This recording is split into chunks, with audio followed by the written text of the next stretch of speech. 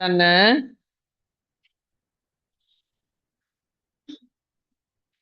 අනිත් අපි අම්ල භෂ්ම ලවණ පාඩම පටන් ගන්නේ. ඒතර අපි තව පාඩමක් ගියා එන්තැල්පි රසායනික ප්‍රතික්‍රියාශීල තාප විපර්යාසය. ඒක අපි කරේ බ්‍රහස්පතින්දට. මේ බ්‍රහස්පතින්දෙන් අපි මේ පාඩම් දෙකම ඉවර කරනවා. ඒතර මේ බ්‍රහස්පතින්දට ඔයගොල්ලෝ අරගෙන ඉන්න එන්තැල්පි ඊටු ටිකයි අද අම්ල භෂ්ම වල පොඩි කොටසක් ඉතිරි වෙයි ඒ ටිකයි. හරි නේද? එතකොට හරි පුතේ. මම මුලින්ම අම්ල සහ භෂ්ම ගැන කතා කරන්නම්. එකපාර පොඩි දෙයක් තියෙන. හොඳට අල්ලගන්න. අම්ලයක් කියන්නේ ජලයේ දිය කරාට පස්සේ කියන්නේ ජලීය ද්‍රාවණයකදී H ධන අයන නිදහස් කරන්නට ඕන. මොන අයනද? H ධන අයන. ඒ කියන්නේ අර ජලීය කියන අදහස. භෂ්මයක් වෙන්න නම් එයා OH ඍණායන නිදහස් කරන්න ඕන. මොන ද්‍රාවණයකදීද? කට හොල්ලන්න. ජලීය ද්‍රාවණයකදී. ජලීය ද්‍රාවණයකදී. තර ජලීය ද්‍රාවණයකදී H ධන අයන නිදහස් කරන අයට කියනවා අපි අම්ල කියලා. ජලීය ද්‍රාවණයකදී OH ඍණායන නිදහස් කරන අයට කියනවා අපි භෂ්ම කියලා. එතකොට අපි කොහොමද අම්ල අඳුරගන්නේ? ඔන්න බලන්න. HCl. එයා මොකද වෙන්නේ එතකොට? ජලීය ද්‍රාවණයේදී H ධන අයන සහ ක්ලෝරින් ඍණායන බවට පත් වෙනවා. අන්න H ධන අයන දුන්නත් HNO3 H ධන අයන සහ NO3 ඍණායන බවට පත් වෙනවා. H ධන අයන දුන්න සල්ෆියුරික් H2SO4 එයා 2 H ධන අයන සහ සල්ෆේට 2 ඍණායන බවට පත් වෙනවා. එතකොට මේක පොඩ්ඩක් වෙනස්. මොකද වෙනස? මෙතන 2H කියලා දැම්ම. ඇයි ඒ? තුලිත කරා. මෙතන හයිඩ්‍රජන් දෙකක් තියෙන නිසා දෙකක් දැම්මා. සල්ෆේට හරි. මෙතන නොතේරුණාට ඉස්සරහා කීයද තියෙන්නේ? ඔයගොල්ලෝ දන්නවනේ මෙතන තියෙන කීයද අගේ? 1 මෙතන තියෙන්නේ 1. මොකද්ද මේ කියන්නේ? මේකේ මවුල විඝටනය වෙන්නේ මෙතන මවුල එකක් තියෙනකොට ඒ වගේ දෙගුණයක්. දැන් හිතන්නකෝ අපි සල්ෆියුරික් අම්ලය ගත්තා කියලා 0.5යි මවුල DM ඍණ 3 ද්‍රාවණය. ඔයගොල්ලෝ ද්‍රාවණය ගැන දන්නවනේ. හරිද? එතකොට මේකේ මවුල ඒ වගේ දෙගුණයක් වෙනවා. ඒ කියන්නේ කොච්චරද? එකක් වෙනවා. මේකේ සාන්ද්‍රණය ඊටත් වඩා මේ ගාන මම එකට එකයිනේ මේකේ වෙනවා 0.5. ඒ නිසා සල්ෆියුරික් අම්ලය 0.5 මවුල DM ද්‍රාවණයක් අපි ගත්තොත් ඒක මොනවාද? H ධන අයනයි සල්ෆේට ධන අයනයි හැදුවට පස්සේ මොකද වෙන්නේ? මේන් මවුල 1යි ඔක්කොම මවුල කීයක් හැදෙනවද? 1.5ක් හැදෙනවා. ඉතින් ඔයගොල්ලන්ට හිතේ කොහොමද 0.5කින් 1.5ක් හැදෙන්නේ කියලා. ඒක හරියට වාහනයක් තියෙනවා. වාහන කීයද? 1යි. අපි ඒක ගලවනවා. රෝද කීයද? 4යි. සුක්කානම් කීයද? 1යි. එතන ඔක්කොම කෑලි කීයද? 5යි. හැබැයි කලින් තිබුණේ වාහන 1යි. අන්න ඒ වගේ අදහසක් කියන. පැහැදිලිද? දැන් මේවා එහෙම නැහැ. මේවායේ 0.5ක් ගත්තොත් මේකත් 0.5යි. මේකත් 0.5යි. මේකේ 0.5 ගත්තොත් ඇයි එකට 1යි. මේකේ විතරක් එකට කීයද? 2ක් වෙනවා. දෙකපාරක් ඇව්ව විභාගය. මොකද්ද? මුළු අයන සාන්ද්‍රණය වන්නේ කියලා. මුළු අයන ප්‍රමාණය වන්නේ කියලා. ඒතර මුළු අයන ප්‍රමාණය විදිහට ගත්තේ මේ දෙකේ මොකද්ද? එකතුව ගත්තා. හරි? ඒක විතරක් එතෙන්දි මතක් කරගන්න. එතකොට ජලීය ද්‍රාවණයකදී H ධන අයන දෙන අයට කියනවා අපි නම කටවලක් අම්ල කියලා.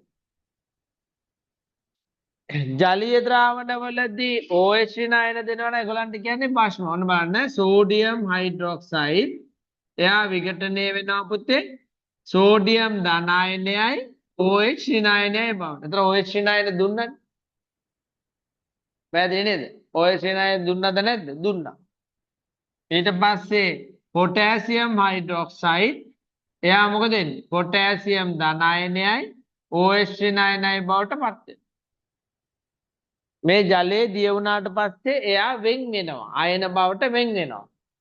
දැන් මගේ අතේ පෑනක් තියෙනවා. ජලයට දැම්මට පස්සේ ගැලවෙනවා. අන්න ඒක එතකොට මේ කලින් පෑනම තමයි. හැබැයි දැන් කෑලි කීයක් වුණාද? 1 2ක් වුණා. තේරුණාද? 2ක් වුණා. එතකොට අපි යාට කියනවා භෂ්මයක් කියලා. මෙතන කියනවා අම්ලයක් කියලා. එතකොට අපි කවුරු තියනවද කියලාද බලන්නේ? මේ බෝඩ් එක. කවුරු තියනවද කියලාද බලන්නේ? OH ඍණ තියනවද කියලා. මෙතන බලන්නේ කවුරු තියනවද කියලාද? H ධනායන තියනවද කියලා. දර මේවට වචන කියත හැකි. මෙහෙම වෙන් වෙනවට අපි වචනයක් කියනවා අයනීකරණය වෙනවා කියලා. එහෙම නැත්නම් අපි වචනයක් කියනවා විඝටනය වෙනවා කියලා. මොකද්ද කියන්නේ? අයනීකරණය වෙනවා කියන්නේ අයන බවට පත් වෙනවා. විඝටනය වෙනවා කියන්නේ ගැලවිලා යනවා. තේරුණාද? මොනවාද වචන? අයනීකරණය වේ කිව්වත් හරි විඝටනය වේ කිව්වත් හරි. ඊළඟට අපිට එනවා වචන දෙක ප්‍රබල ආම්ලයි දුබල ආම්ලයි. මේ පැත්තට එනවා ප්‍රබල භස්මයි දුබල භස්මයි. ඒක වෙන් කරන්නේ කොහොමද? මෙයා වෙන් වෙනකොට සම්පූර්ණයෙන්ම වෙන් වෙනවා නම් අයන බවට. ඒ කියන්නේ සම්පූර්ණයෙන් අයනීකරණය වෙනවා නම් වෙන විදිහට කිව්වොත් 100% විඝටනය වෙනවා නම් අයන විතරක් හැදෙනවා නම් අම්ල නැත්තම් අයනීකරණය වුණාට පස්සේ අම්ල නැත්තම් අන්න ඒවට අපි කියනවා නම මොනවා කියලාද? මොනවා කියලාද කියන්නේ? ප්‍රබල අම්ල කියලා. දැන් හිතන්නකෝ මේ පෑන් දෙක මම දැම්මාම ගැලවෙනවා. දෙකක් දැම්මොත් දෙකම ගැලවෙනවා. එතකොට ඒක මොකද්ද? ප්‍රබල අම්ලයක්. හැබැයි මම 100ක් විතර දානකොට එකක් ගැලවෙන්නේ නැතුව තියෙනවා මේ කවුද එතකොට? අම්ලයේම තමයි. අම්ලයේ මොනවා වුනේ නැද්ද? විඝටනය වුණේ නැහැ. හැබැයි 99ක් විඝටනය වෙලා එකක් ඉතුරු වෙලා. එතකොට ඒක මොකද්ද? ඒක මොකද්ද? දුබල අම්ලයක්. හරිද පුතේ? එතකොට මේක ඕනනම් මෙන්න මෙහෙම ඔයගලන්ට කියත හැකි නිකන්. හොඳ. ඔන්න X3H කියලා අම්ලයක් තියෙනවා. එයා විඝටනය වෙන්නේ H ධනායනයි. හරිද? H ධනායනයි XH3 ඍණායනයි බවට කියලා හිතන්නකො නිකන්. හරිද?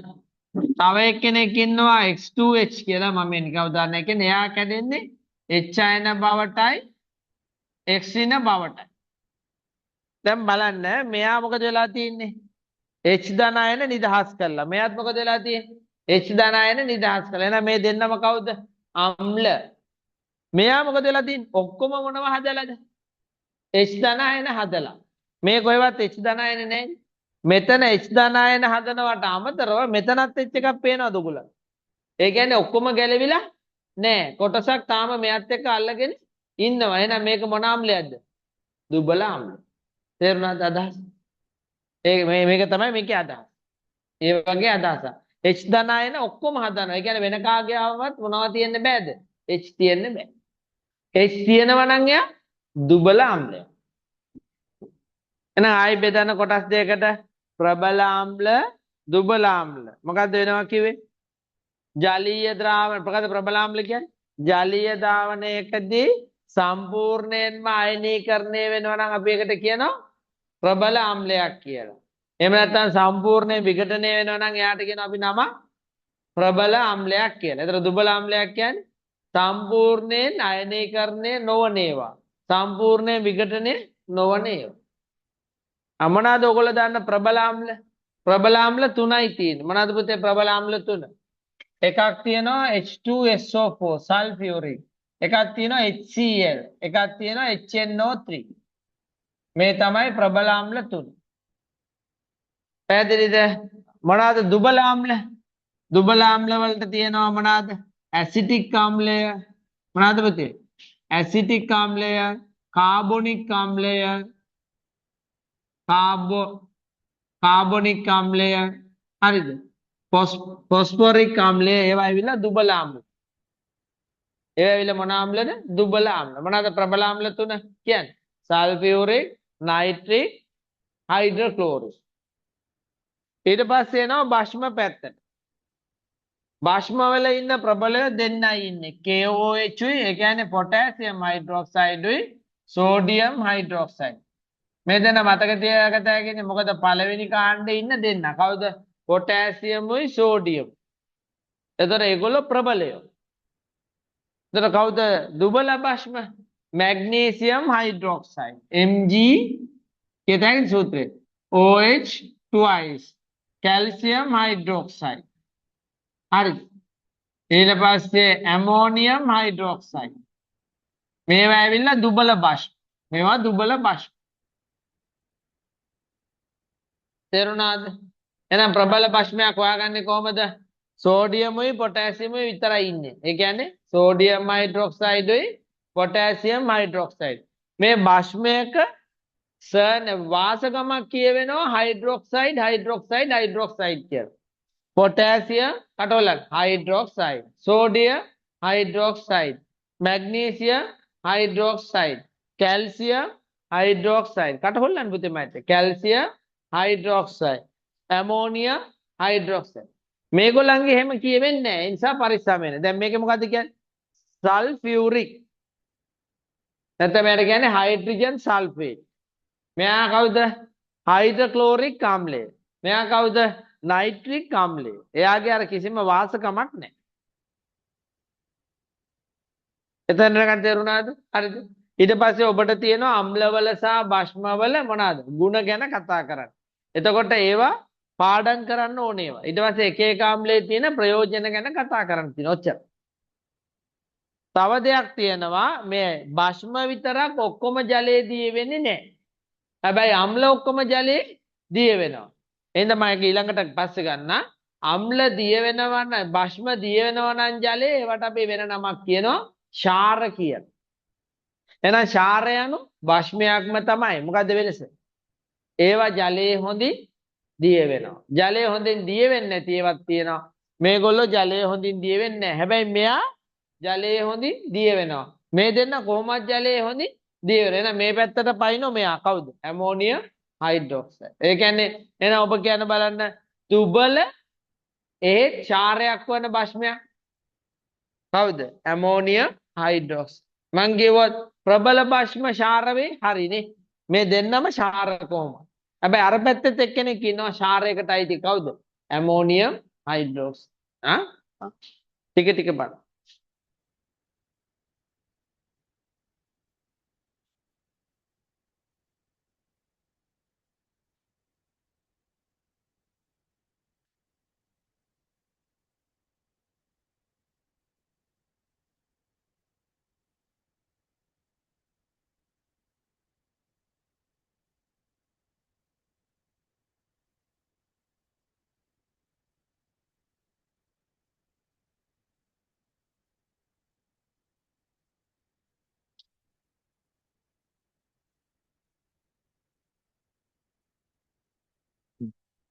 අපි මේ පාඩමේදී ඉගෙන ගන්නවා එතකොට පුතේ මොනවා ගැනද? අම්ල ගැන. හරි? අම්ල බෙදනවා දුබල අම්ල, ප්‍රබල අම්ල, දුබල අම්ල කියලා. භස්ම ගැන.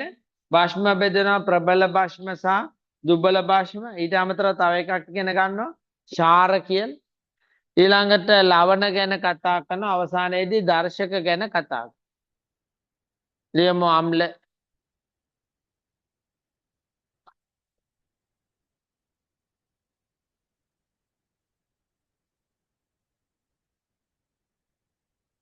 ජලීය ද්‍රාවණයකදී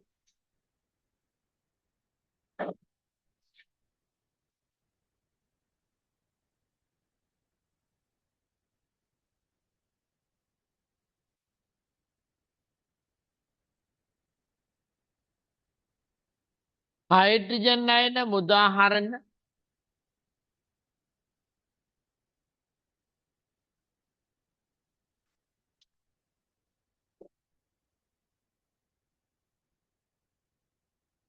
රසායනික සංයෝගයක් අම්ල වේ. මං විනාඩි එකක් ගන්න සල්ෆියුරික් විතරක් ඔයගලන්ට පොඩ්ඩක් වෙන් කරලා පෙන්නනවා. එයා විඝටනය වෙන්නේ මේ පැත්තේ මවුල එකකින් එහා පැත්තේ මවුල කීයක් බවටද? දෙකක් බවට. හරි? ඒක විතරක් මතක තියාගන්න. පොඩ්ඩක්.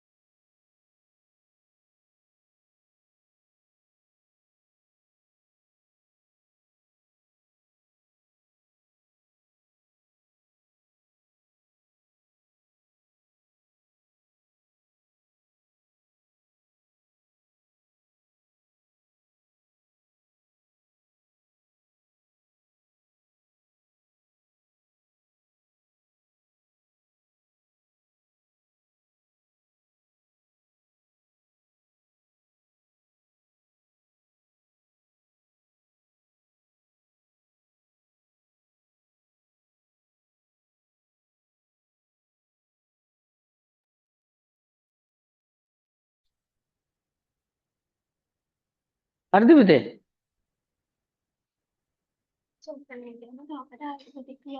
ඔව් ශ්වසනය කියන්නේ තාපදායක ප්‍රතික්‍රියා.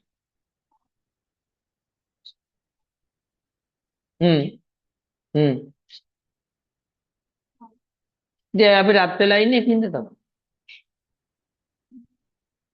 දැන් අපි රත් වෙලා ඉන්නේ මොනවා නිසාද? ශ්වසනය නිසා. අපි රත් වෙනාට අපේ ඒ ශ්වසනයේ ලැබෙන තාපය රුධිරයට තමයි දෙන්නේ. හරිද? ඒ කියන්නේ මේ ඒ තාපය රුධිරය ඔස්සේ හැමතැනම මොනා කරනවද? බෙදා හරිනවා. ඒ නිසා එimhe ලොකුවට ගිනියම් වෙන්න දෙන්නේ නැහැ. කොහොමත් අපේ සෙල්සියස් අංශක කීයද? 37. දැන් අපිට ඔක වෙනස බලන්න බුලන් මිනිහෙක් මැරුණා. හරිද? දැන් අපිට ඒකයි වෙනස තේරෙන්නේ නැත්තේ. දැන් අපිට අපිව අල්ලලා අපිව මොකද වෙලා තියෙන්නේ? රස්නේ ඉන්නේ. හැබැයි මැරිච්ච මිනිහෙක් ඇල්ලුවොත් මොකද වෙන්නේ? ගොඩක් සීතල. ඒකයි අර ඔයගොල්ලෝ ෆිල්ම් වල එහෙම දැකලා නැද්ද එකපාරට ඇවිල්ලා කතා කරන්නේ නැතුව තියලා එහෙම අත තිබ්බ ගමන් නිකන් අර වෙනසක් තේරෙන්නේ. ඒ කියන්නේ එයාට දැනෙනවා ලොකු මොකද්ද? සීතල. වෛද්‍යවරුත් එහෙමයි. රෝල්ට ගෙනාවාම එකපාරට අල්ලනකොටම දැනෙනවා සමහරවිට මොකද්ද? සීතලයි කියලා. හරි. එහෙම සීතල වුණ ගමන් එතකොට ඒගොල්ලෝ වැඩි කලබල කරන්නේ නැහැ. ඒතර දන්නවා ලෙඩා ගෙනල්ලම තියෙන්නේ මැරිලා කියලා. ඊට පස්සේ අර ලෙඩාගේ විස්තර අහනවා. කොයි වෙලාවෙද මෙයා වුණේ අහනවා. එහෙම අහාර ලෙඩා මේ ගෙනාපු කට්ටියට ගෙනාපු කට්ටියට හරි ප්‍රශ්නේ මෙච්චර අමාරුලා ගෙනාපු මිනිහා ට්‍රොලියේ තියාගෙන වෙන විස්තර කොයින්ද ආවේ එහෙම කිය අහන ඒ අර අහන්නේ දන්න ගොඩක් වෙලාට ඊට පස්සේ ස්ටේට් එක තියලා බලනවා එතකොට තේරෙනවා නමුත් අනිත් යට ඒක ඒගොල්ලෝ ඉන්නේ අර ආවේගශීලී වෙන්නේ උස්සගෙන ටක් ගාලා දාගෙන පටවගෙනනේ ඒ අපි තාපදායක නිසා මොකද වෙලා තියෙන්නේ අපි තාපදායකයෙක් ඒක ශ්වසනයේදී අපි කියනවානේ ශක්තිය කොටසක් ඒක පාඩුවක් එක පැත්තකින් ඇයි ඒ ශක්තියෙන් කොටසක් තමයි මොනවා බවට පත් වෙන්නේ තාපය බවට පත් වෙන්නේ දැන් ශක්තිය නිපදවනවනේ ආහාර බිඳහෙලලා ඒ ආහාර බිඳහෙලලා නිපදවන ශක්තියෙන් කොටස මොනවා බවට පත් වෙනවා තාපය බවට පත් වෙනවා දෙපැත්ත බලන්න විද්‍යාගාරයේදී හම්බෙන්නේ හයිඩ්‍රොක්ලෝරික් අම්ලය HCl සල්ෆියුරික් අම්ලය H2SO4 නයිට්‍රික් අම්ලය HNO3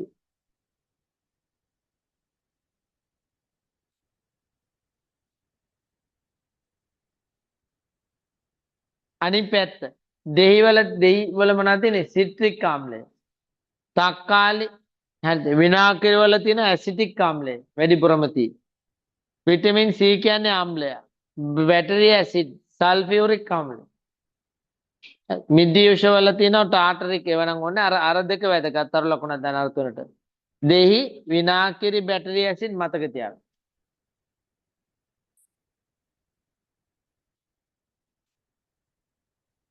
අම්ල වර්ග කරනවා ප්‍රබල අම්ල සහ දුබල අම්ල ආම්ලයක් ජලීය ද්‍රාවණයකදී අයනීකරණය වන ආකාරය අනුව ප්‍රධාන කොටස් දෙකකට බෙදයි එක ප්‍රබල ආම්ල සහ දුබල ආම්ල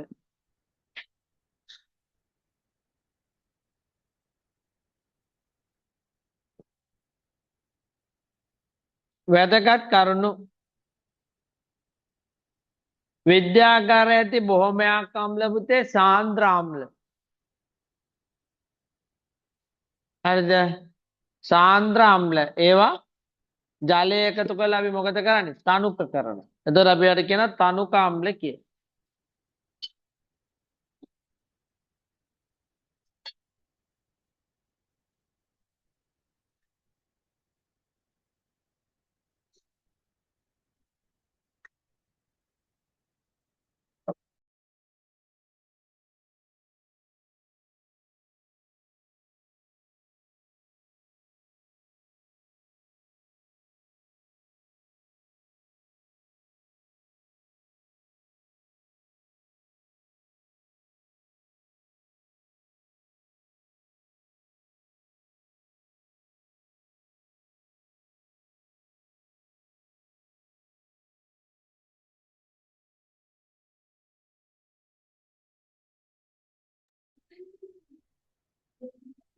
හරිද පුතේ?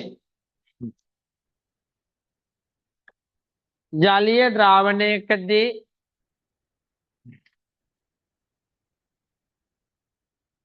අයනීකරණයට ලක් වෙමින් H ධනායන මුදාහරින අම්ල ප්‍රබල අම්ල වේ. ඒක තේරෙනව නේද? අනිත් පැත්තට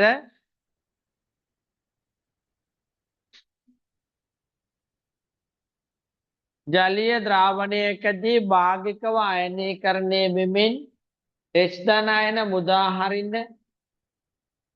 අම්ල දුබල අම්ල වෙනවා.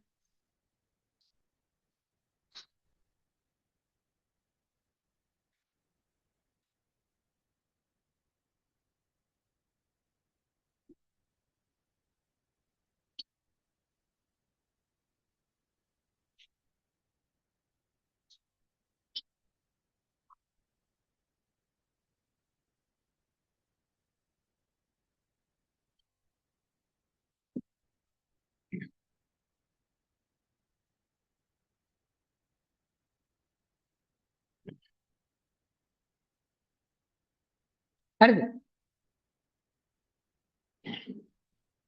කියන්නේ පබුතේ අහගෙන ඉන්න. ඔළුවට දාගන්න එක තමයි වැදගත්. කියන හැම වාක්‍යයක්ම ගලවන්න. එතකොට තමයි ඉගෙන ගන්නවා කියන්නේ. දැන් නිකන් කියවන් යනවා නෙමෙයි. ගල මොකද මේ පැත්තේ කියන්නේ? ආම්ලාණු සියල්ලම ජලයේදී H ධනායන සහ අදාළ ඍණායන වලට විඝටනය වී පවතී. මොකද ඒකේ වැදගත් පොයින්ට් එක සියල්ලම. එහෙම වෙනවා නම් ඔබට කාව හොයාගන්න නැද්ද? අම්ලාණුව හොයාගන්න නෑ. ඇයි ඒ? ඒ අම්ලාණුවනේ ගැලවෙන්නේ මොනවා බවටද? H ධනායනයයි මොනවාද? ඍණායනයයි බවට. එනිසා නැවත කියනවා ද්‍රාවණයේ මොනව නැල්ලුද? නිදහස් අම්ලාණු නොපවතින බවයි. අර මම පෑනේ පෙන්නුවේ. පෑන තියෙනවා විලි වලට කෙලකන. එහෙනම් ඔයගොල්ලන්ට ඊට පස්සේ පෑනුයි විලි විතරයි තියෙන්නේ. පෑන් විල්ල සවි කරපු පෑන් දකින්න ලැබෙන්නේ නැහැ. ඔක්කොම මොනවා බවට පත් වෙලාද? ආයන බවට පත් වෙනවා. අනිත් පැත්ත බලන්න. ජලීය ද්‍රාවණයකදී අම්ල වණු වලින් කොටසක් තමයි H ධනායන බවට පත් වෙන්නේ. තේරුණා නේද? එතකොට ඉතුරු අය මොනවා විදියට තියෙනවද? අම්ලාණු විදියට තියෙනවා. එහෙම නැත්නම් අඩුම ගානේ වෙන කෙනෙක් එක්ක අල්ලගත්ත H විදියටවත් තියෙනවා. H ධනායන ඔක්කොම ගැලවිලා නැහැ. අන්න ඒක උඩට දාන්න. ලිය.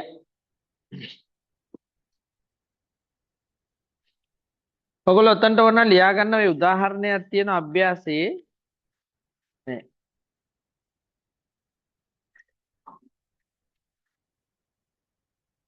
ඉතින් මොකක්ද තියෙන්නේ? අද පෑන්.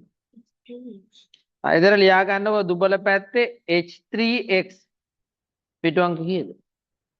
පිටු අංක 10 ඔයගොල්ලෝ බලන්න පස්වෙනි ප්‍රශ්නේ. රතු පෑනෙන් ඔතනට උදාහරණ දෙක ලියන්න. ඔය ඕකෙම පිටු අංක 10 පස්වෙනි ප්‍රශ්නේ බලන්න. පස්වෙනි ප්‍රශ්නේ උඩ ඉන්නව නේද එක්කෙනෙක්? කවුද ඉන්නේ? H3 කවුද ඉන්නේ? H3x. එයා විඝටනය වෙන්නේ කොහමද? 2h ධනායන සහ hx බවට. අන්න එයා දුබල අම්ලයක්. ඇයි මං දුබල අම්ලයක් කිව්වේ? H ටික ඔක්කොම වෙන් වෙලා නැහැ. එතනට ඒ උදාහරණේ ලියාගන්න. ඊට යටින් ඉන්න කෙනා ප්‍රබල අම්ලයක්. එයා මේ පැත්තේ ලියාගන්න. එයා කවුද? H2y. එයා කොහමද කැඩෙන්නේ? H ධනායන සහ y ඍණායන බවට.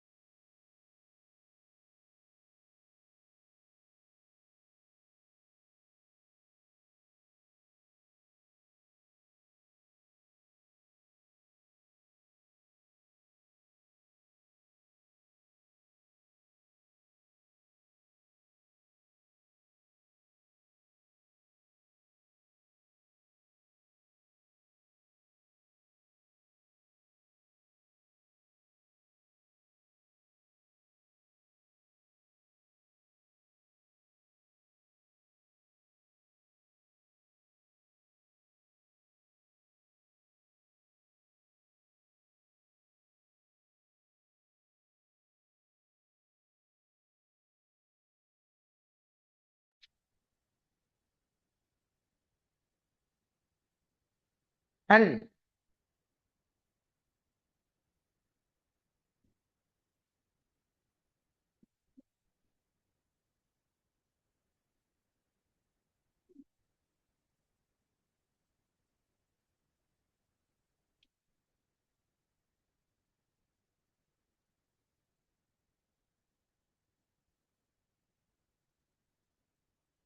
ෆොස්ෆොරික් ආම්ලය සූත්‍රය H3PO4.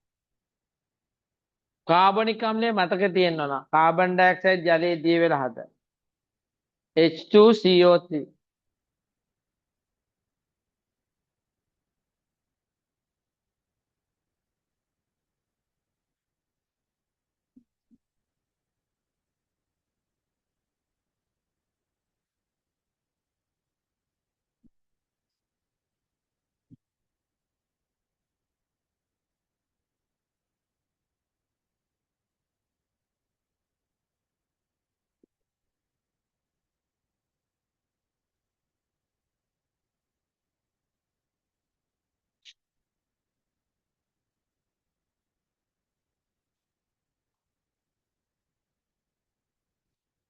හරිද?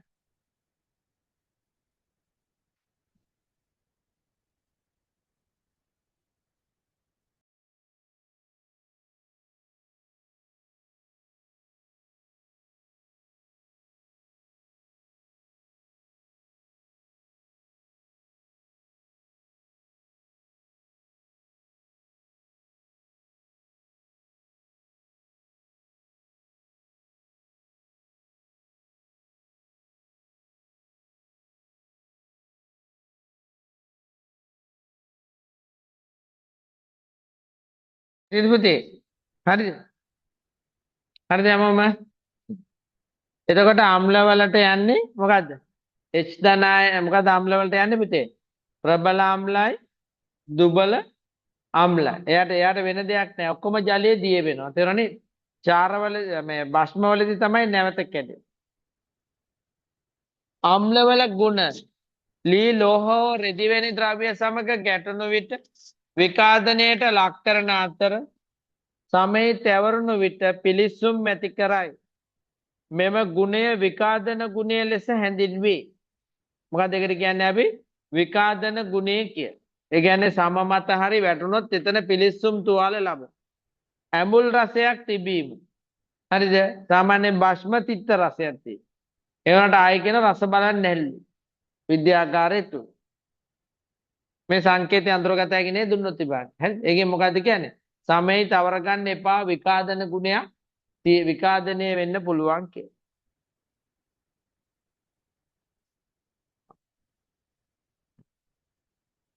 පුතාලා ලියන්න බලන්න හැමෝම ඔතන කොටුවේ සක්‍රියතා ශ්‍රේණිය මම උදව්වට දීලා තියෙනවා ලෝහ දෙකක්.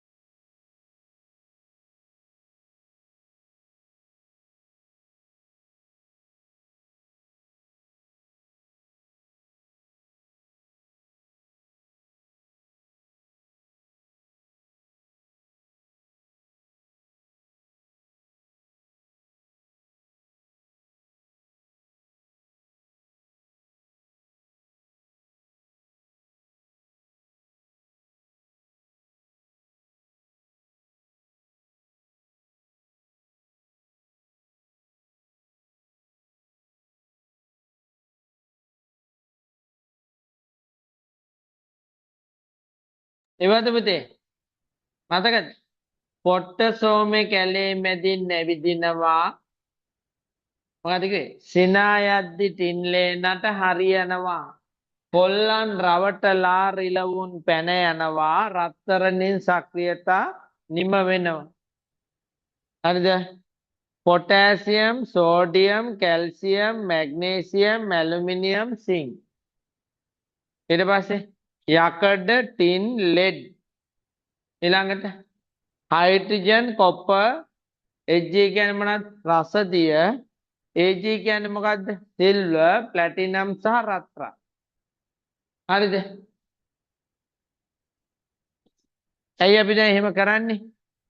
අර හයිඩ්‍රජන් මේ අම්ලයක ලක්ෂණයක් තමයි හයිඩ්‍රජන්ට වඩා උඩ ලෝහයක් දැම්මොත් එයා මොනව පිට කරනවද? හයිඩ්‍රජන් වායු පිට කරනවා. හරි. ඒක කියලා ඇති අර අපේ සක්‍රියතා ශ්‍රේණියේදී. ඒක ලක්ෂණයක්. කණුක අම්ලයක් මොකද සක්‍රියතා ශ්‍රේණියේ හයිඩ්‍රජන්ට වඩා ඉහළ ලෝහයක් සමග ප්‍රතික්‍රියා කළ මොනව පිට කරනවද?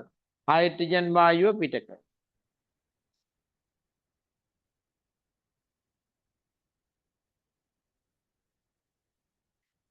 උදාහරණ ඇලුමිනියම්, සිංක් සහ යකඩ.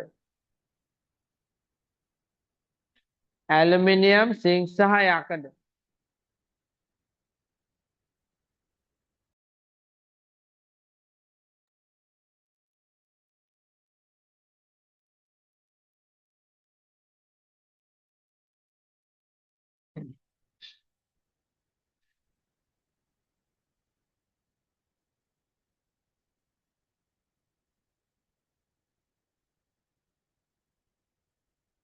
ඒ කියන්නේ HCl මොනව සමග ප්‍රතික්‍රියා කරන්නේ නැද්ද? කොපර් සමග ප්‍රතික්‍රියා කරන්නේ නැහැ. මොනවා සමග ප්‍රතික්‍රියා කරන්නේ නැද්ද? කොපර් සමග ප්‍රතික්‍රියා කරන්නේ. හරි? ඊළඟට අම්ලයක් කාබනේටයක් සමග ප්‍රතික්‍රියා කළා මොනවා පිට කරනවද? කාබන් ඩයොක්සයිඩ් පිට කරනවා. එහෙම නැත්නම් බයිකාබනේට සමග ප්‍රතික්‍රියා කරලා කාබන් ඩයොක්සයිඩ් පිට කරනවා.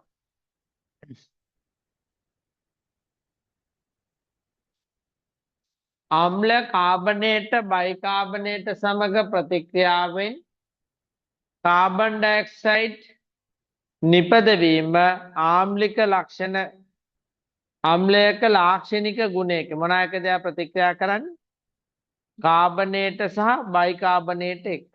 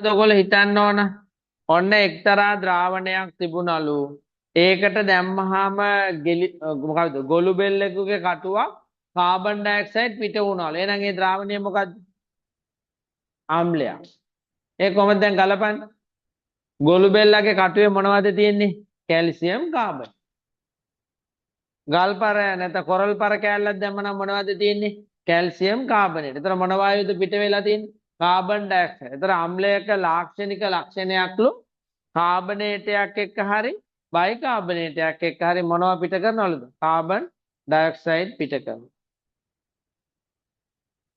හරිද? ඊට පස්සේ අම්ල භස්ම සමග ප්‍රතික්‍රියා කරලා ලවණ සහ ජලය හදනවා. ඒකට අපි නමක් කියන උදාසීනීකරණය කියන. අම්ලයේ සරත් නැති වෙනවා, භස්මයේ සරත් නැති වෙනවා. හරිද? ඒකට කියන නම උදාසීනීකරණය. උදාසීනීකරණ ප්‍රතික්‍රියා.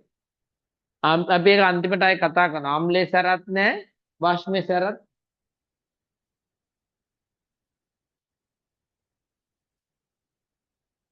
හරිද?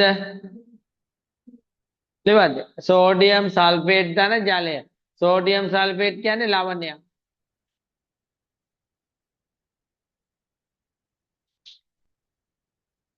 විද්‍යාගාරයේදී අම්ල හඳුනා ගැනීම එයා නිල් ලිට්මස් රතු පාට කරනවා ෆිනොප්තලින් සමග මොකද වෙන්නේ අවර්ණ ද්‍රාවණයක් හදනවා pH කඩදාසිය මොකද වෙන්නේ 7ට වඩා අඩු වගයක් ගන්න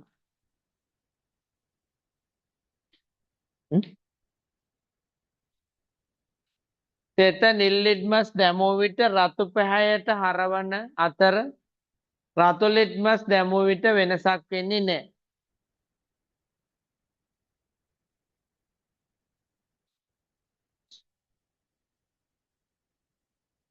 ෆිනොප්තලින් වර්ණකය දැමූ විට අවර්ණ වේ. pH කඩදාසි පත්‍රයක් දැමූ විට pH අගය 7ට වඩා අඩු වෙන්නේ නැති වර්ණ පෙන්වයි. අපි ආයි පස්සේ කතා කරන පුතේ මේ සාරාංශයක් දෙයි.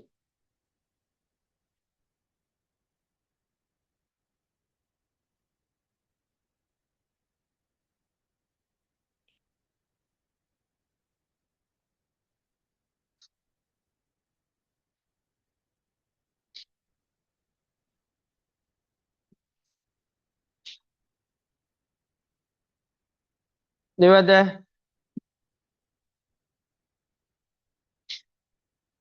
ඊට පස්සේ අපිට සිදු වෙනවා අම්ල කීපයක භාවිතය ගැන කතා කරන්න.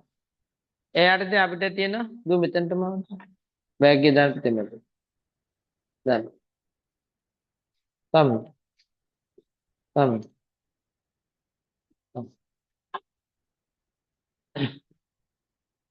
හරි. පළවෙනි එක හයිඩ්‍රොක්ලෝරික් අම්ලය. පාඩම් කරන්න තියෙන පිටේ. එක එයාගේ අර විඝටනය මම ලියලා තින්නේ AQ කියන්නේ ජලීය ද්‍රාවණයක් කියන එක. තේරුණා නේද? H ධනායනයි ක්ලෝරින් ඍණායනයි බවට පත් කරනවා. වරහන් ඇතුලේ AQ කියන්නේ ජලීය කියන අදහස. වාහනේ භාණ්ඩවල මල ඉවත් කිරීම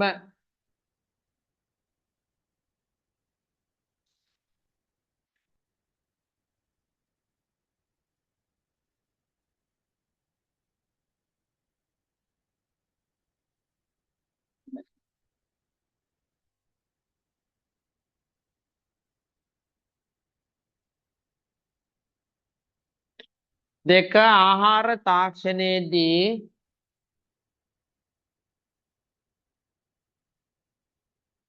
අස්තිමය කොටස් වලින්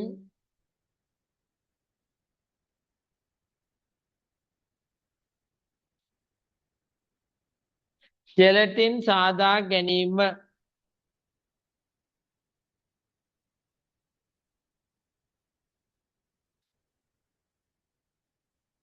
අස්තිමය කොටස් වලින් ජෙලටින් සාදා ගැනීම තුන්වෙනි එක පුතේ රාජාම්ලයේ සෑදීම රාජාම්ලය කියලා යට කියන්නේ ඒ රාජාම්ලය අපිට පුළුවන් මොනවාද රත්තරන් ප්ලැටිනම් වැනි ලෝහ දිය කරගන්න තේරුණා તો රත්තරන් සහ පැටිලම් වැනි ලෝහ දිය කරගන්න අම්ලයට තමයි අපි කියන්නේ මොනවා කියලාද? රාජ ආම්ලය කියලා. ඒතර රාජ ආම්ලයට මොනවාද ගන්නෙ? නයිට්‍රික් අම්ලයයි මොකද්ද? හයිඩ්‍රොක්ලෝරික් අම්ලය. ඒතර ඔක ඔබේ අනිත් පැත්තට අහන්නත් පුළුවන්. ඔයගලන්ට නැහැ නයිට්‍රික් අම්ලයේ ප්‍රයෝජන. නමුත් ඔන්න අහන්න පුළුවන් MCQ එක මොකද්ද? නයිට්‍රික් අම්ලයේ ප්‍රයෝජනයක් වන්නේ කියලා. මොකද්ද? රාජ ආම්ලයේ නිපදවීම. ඒක දෙපැත්තටම පොදුයි. මෙතෙන්දී ඒක කියලා තියෙනවා. හරි නේද? පිෂ්ඨය සරල සීනි බවට හැරවීමට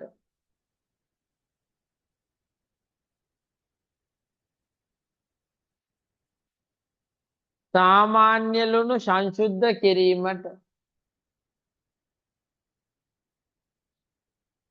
විරංජන වායුවක් වන ක්ලෝරින් නිපදවා ගැනීමට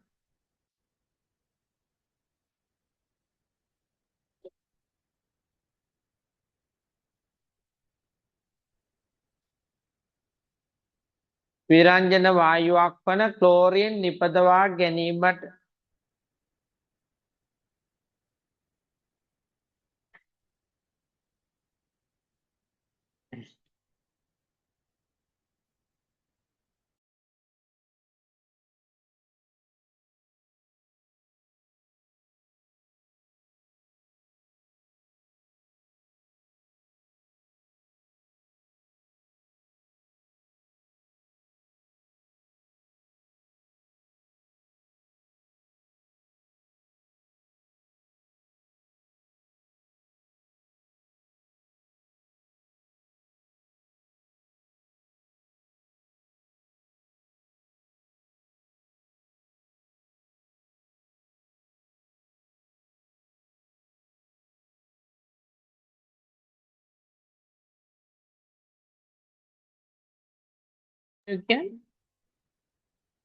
මොනවාද විරංජන වායු අහන්නෙත් නෑ දන්නවා ඇති දන්නවා දැනගෙන ඉන්නවා ඈ මොනවාද විරංජන වායු හා එන්නේ උච්ච වායු නෙමෙයි මොනවාද විරංජන වායු විරංජනේ කියන්නේ මොකක්ද දන්නේ ඉරක විරංජනේ කියන්නේ වර්ණය නැති කරන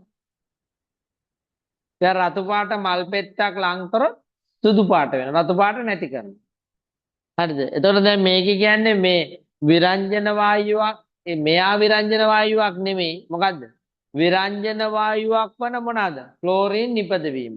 හරිද? ඒතර විරංජන වායුව කවුද? ක්ලෝරින්. ඒතර ක්ලෝරින් වායුවට උඩින් ඔබ ඇල්ලුවොත් එහෙම මොනවා හරි වර්ණයක් තියෙන එකක් ඒක මොනවා වෙනවද? විරංජන වෙනවා. ඔයගොල්ලෝ අහලා නැද්ද දැන් ක්ලෝරෙක්ස් කියලා තියෙන්නේ අර ඔය පැල්ලම් පොඩ්ඩ අඩු කරන එක. ඒකෙත් කරන්නේ ඒක තමයි. අර පැල්ලම් තියෙන ඒවා පාට මොනා කළා දානවද? නැති කළා. ගොඩාක් දාලා තිබ්බොත් ඉවරයි. පාට නැත්තටම නැති වෙනවා. ඉස්සරම වට දැම්මේ මිනිස්සු ක්ලෝරින් කුඩු ගෙනහැල්ලා. හරි. එනකොට ඒක හරියන්නේ ඒක ටිකක් මිනිස්සුන්ට බැලන්ස් කරගන්න බෑයි. අර කුඩු වැටිච්ච තැන් වල සමහරට මොනා හිටනවද? පාට සම්පූර්ණින් යනවා. දැන් අරක කරලා තියෙන ඒගොල්ලෝ දිය කරලා හදලා. ඒතර ඒ කියන්නේ පාට නැති කරනවා. ඒකට කියන්නේ මොකද්ද? විරංජනේ කියලා. හරි. හරිද?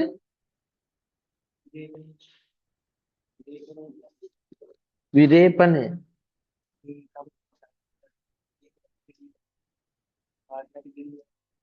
ඒ විදිහේ විකාදන කුණේ. ඒකද? ඒකද මම මේකද?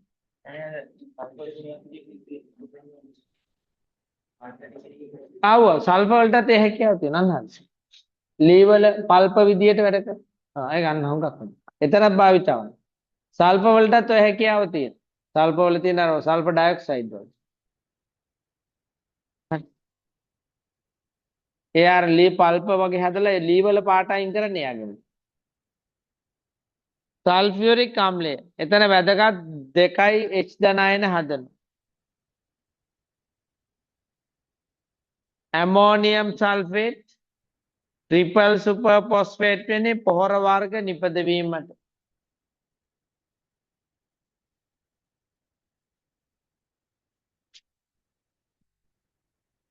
Battery acid නිපදවීමට.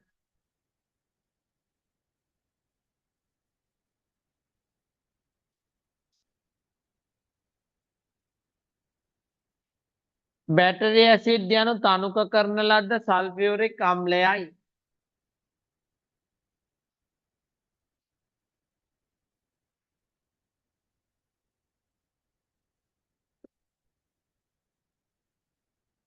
හරිද පුතේ? බැටරි ඇසිඩ් කියන්නේ තනුක කරන ලද්ද සල්ෆියුරික් අම්ලය. සායම් වර්ග ප්ලාස්ටික් ශාලක නිපදවීමට. ශාලක කියන්නේ රෙදි සෝදන කුඩු වගේ.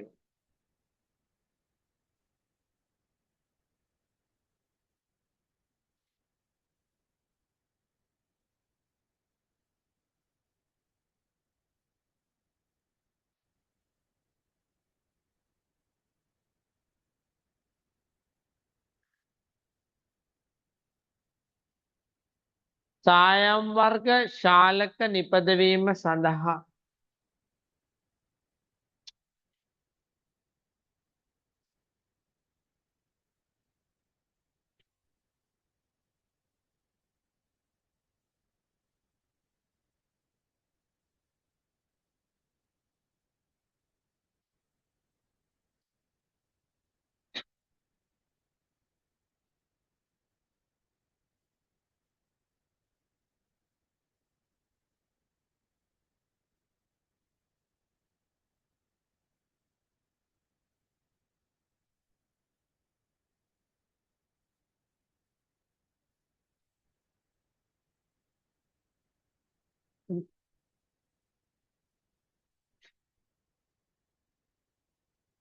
හරිද?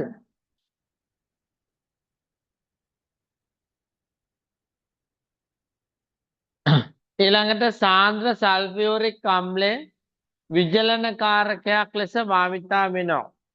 හරි පුතේ. ඔතන සමීකරණය ලියලා තියෙන එක අමතර කියලා ලියන්න. ඒක පාඩම් කරන්න ඕනේ නැහැ. හරි? මොකද්ද ඔයගලන්ට පේන්නේ? මොනාටද මොනව දාලා තියෙන්නේ? ඔය C12යි H22යි O11යි කියන්නේ කවුද කියලා දන්නද ඔයගොල්ලෝ? සුක්‍රෝස්. එතන ලියාගන්න සීනි සීනි. එහෙනම් මොකද්ද කරලා තියෙන්නේ? කරලා තියෙන දේ කියන්නේ සීනි වලට කතා කරන්න. සීනි වලට මොනවද දාලා තියෙන්නේ? අනේ මෙහෙම ළමයි ටික. සීනි වලට සල්ෆියුරික් අම්ලය දාලා මොනවද ඉතිරි වෙලා තියෙන්නේ? කාබන් අඟුරු. සීනි වලට ඔබ සල්ෆියුරික් දැම්මොත් අඟුරු වෙනවා. එතන ජලයකෝ ඉවත් වෙලා යන ඔක්කොම ටික. එතන විජලනය කියන්නේ මොකද්ද? ජලය ඉවත් වීම. තේරුණාද කියන්නේ? මොකද්ද විජලනය කියන්නේ පුතේ?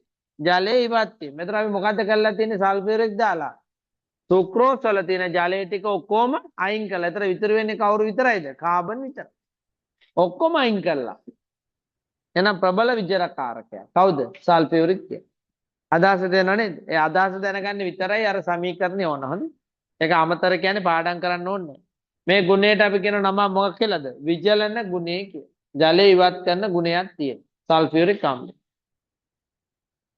වියලි වායු සඳහා අදාළ වායු සාන්ද්‍ර සල්ෆියුරික් අම්ලය හරහා බුබුලනය කරයි. 7 කෘතිම සිල්ක් නිෂ්පාදනයට. 8 පෙට්‍රෝලියම් නිෂ්පාදන පිරිපහදුවට.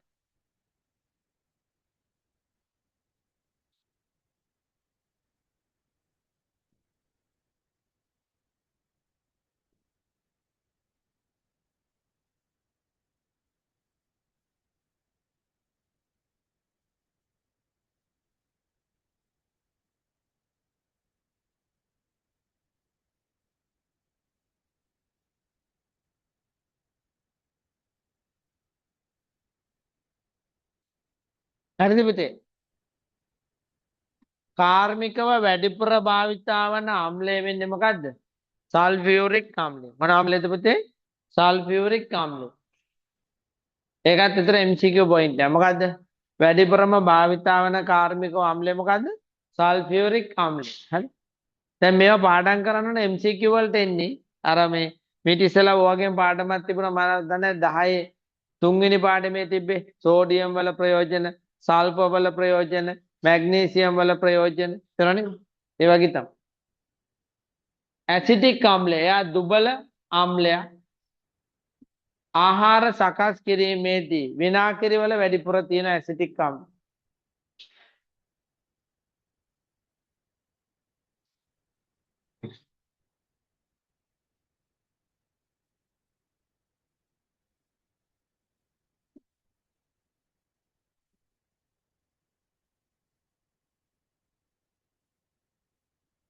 රබර් කිරි මිදවීම සඳහා කඩදාසි කර්මාන්තයේදී භාවිතා කරයි.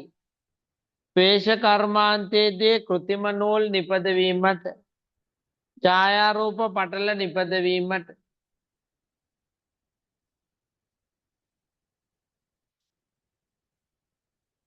පුතේ අර බ්‍රහස්පතින්ද අමතර පන්තියේ තිබිච්ච ටික ලියාගත්තද? ඒක මගහැරිච්ච දරුවෝ ඉන්නවද? ඒගොල්ලෝ විභාගයෙන් පස්සේ හරි මට කතා කරලා ඒක තේරුම් නැත්නම් අහගන්න ඕන. නිවාඩු මාසෙ මට කියලා දෙන්න පුළුවන්. අර පාඩම් ටික කවර් කරන්න ඕනින්ද ඉක්මනට ඉවර කරේ.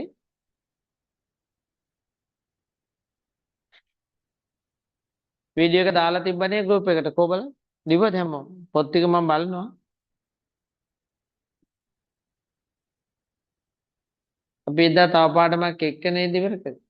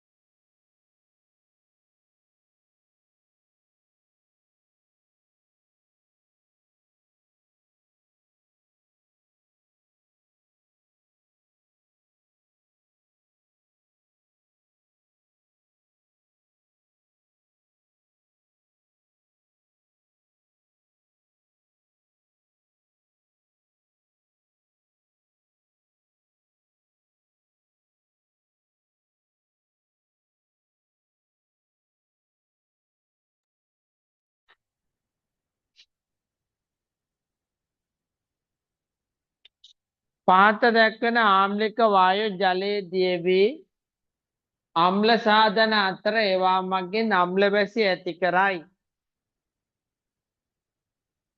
හරි පුතේ. ඒ මම දැන් මේ කොටටම දැම්මේ අපිට අම්ල වැසි කියන එකත් අම්ල පාඩමට වැදගත් නේ. තේරෙනවද ඔයගලන්ට කියන්නේ? අම්ල වැසි කියන එක අතර අම්ල වැසි ඇති කරන්නේ කවුද පුතේ? කියන්නේ කටවලන. කවුද අම්ල වැසි ඇති කරන්නේ? ආම්ලික වායු. මොන ආම්ලික වායුද? අලෝහ වල ඔක්සයිඩ්. සල්ෆර් කියන්නේ අලෝහයක්. නයිට්‍රජන් කියන්නේ අලෝහයක්. කාබන් කියන්නේ අලෝහයක්. එහෙනම් අලෝහ වල ඔක්සයිඩ් ආම්ලිකයි. එහෙනම් ලෝහ වල ඔක්සයිඩ් වාෂ්මිකයි. හරි. ඒවා ජලයේ දිය වෙලා තමයි හදන්නේ. සල්ෆර් ඩයොක්සයිඩ් ජලයේ දිය වෙලා මොනවද හදන්නේ? සල්ෆියුරස් හදලා ඊට පස්සේ සල්ෆියුරික් ආම්ලය බවට පත් කරනවා. NO2 නයිට්‍රික් ආම්ලය හදනවා. කාබන් ඩයොක්සයිඩ් කාබොනික් ආම්ලය හදනවා. ඒවට අපි නමක් කියන මොනවා කියලාද පුතේ? මොනවා කියලාද අපි කියන්නේ? කතා කරා. කාබොනි මොනවාද ඒවට කියන්නේ? අම්ල වැසි කියලා. අම්ල වැසි. දැන් ඊළඟට එනවා භස්ම. මම විස්තර කරන්නේ මොකද්ද භස්මයක් කියන්නේ? ජලීය ද්‍රාවණයකදී කටොලන් OH ශ්‍රීනායන නිදහස් කරන ද්‍රාවණ වලට කියන අපි නම භස්ම කියලා. ඒක ප්‍රබලන 100% OH ශ්‍රීනායන හදනවා. එහෙම නැත්නම් 100% අයනීකරණය වෙනවා. එහෙම නැත්නම් 100% විඝටනය වෙනවා. වෙන විදිහට කිව්වොත් ද්‍රාවණයේ ජලයේ දිය වුණාට පස්සේ මොන අණු නැද්ද? භස්ම අණු නැහැ. හරිද? එහෙනම් දුබල භස්ම කියන්නේ 100%ක් විඝටනය වෙන්නේ නැහැ. 100%ක් අයන බවට පත් වෙන්නේ නැහැ. ඒ වගේම ද්‍රාවණය හැදුවට පස්සේ සමහර විට මොන අණු තියෙන්න පුළුවන්ද? භස්මාණු තියෙන්න පුළුවන්. විඝටනය නොවු භස්මාණු තියෙන්න පුළුවන්. ලියන්න. ජලීය ද්‍රාවණයක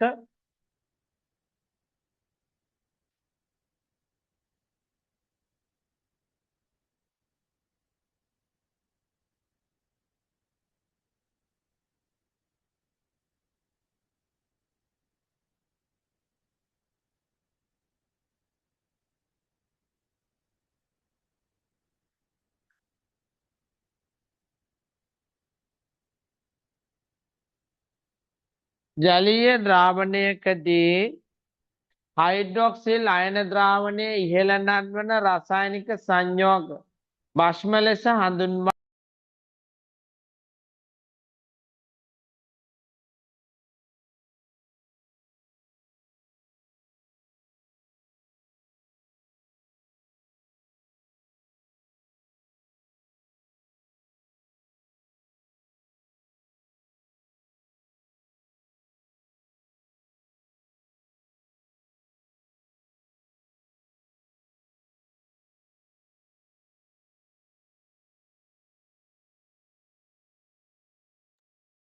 හරිද? දැන් ඔයගොල්ලන්ට විකටනේ ලියන එක අමාරුද? කොතනින්ද ඉරක් ගහ ගන්න ඕන? Potassium ගාවිනුයි sodium ගාවිනුයි. ඒ ඉතුරු එක නිකන් කැඩුවා වගේ. තේරෙනවනේ? ඊට පස්සේ අපි කොටස් දෙක අපි එදිනෙදා හමු වන ප්‍රබල භස්ම තියෙන. එදිනෙදා හමු වන විද්‍යාකාර භස්ම තියෙන පුතේ. නිවසේ හමු වන භස්ම තියෙන. මොනවාද නිවසේ හමු වන භාෂ්මික ද්‍රව්‍ය? සබන්, සබන් දියර, අලු හුණු, තේරෙනව නේද? හුණු දියර. මට කියන්නේ සබන් භාෂ්මික වෙන්නේ. ඔයගොල්ලෝ දන්නවද? සබන් හදන්න ගන්නවා ප්‍රබල භස්මයක් කොස්ටික් සෝඩා. කොස්ටික් සෝඩා කියන්නේ සෝඩියම් හයිඩ්‍රොක්සයිඩ්. ඒකයි සබන් භාෂ්මික.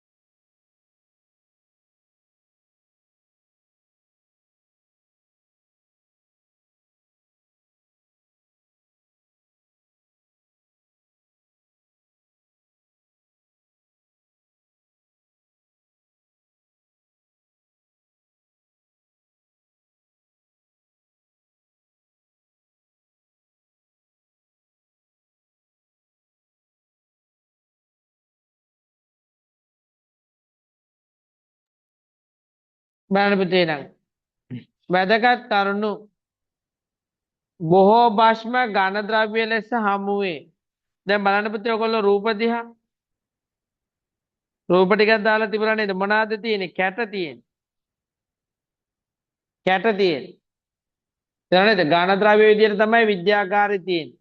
අපි ජලය දිය කරලා තමයි ඒවා ද්‍රාවණය කරන්නේ. ඇමෝනියා කියන්නේ භාෂ්මික ගුණ තියෙන වායුව.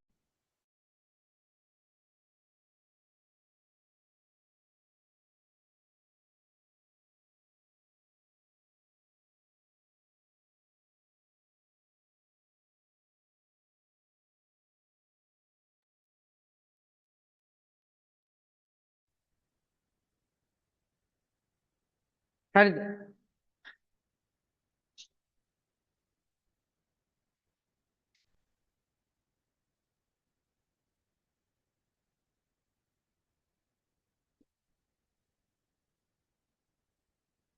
භස්ම වර්ග කරමු පුතේ. මොනවාද භස්ම වර්ග කරන්නේ? කියන්නකෝ. ප්‍රබල භස්ම සහ දුබල භෂ්ම. ලිය. ප්‍රබල භෂ්ම සහ දුබල භෂ්ම. නැවත වගුවකට කියලා අර වගේම ඉවර කළා දාන්න. එකම දේ කියන්නේ. හ්ම්. අද පුළුවන්.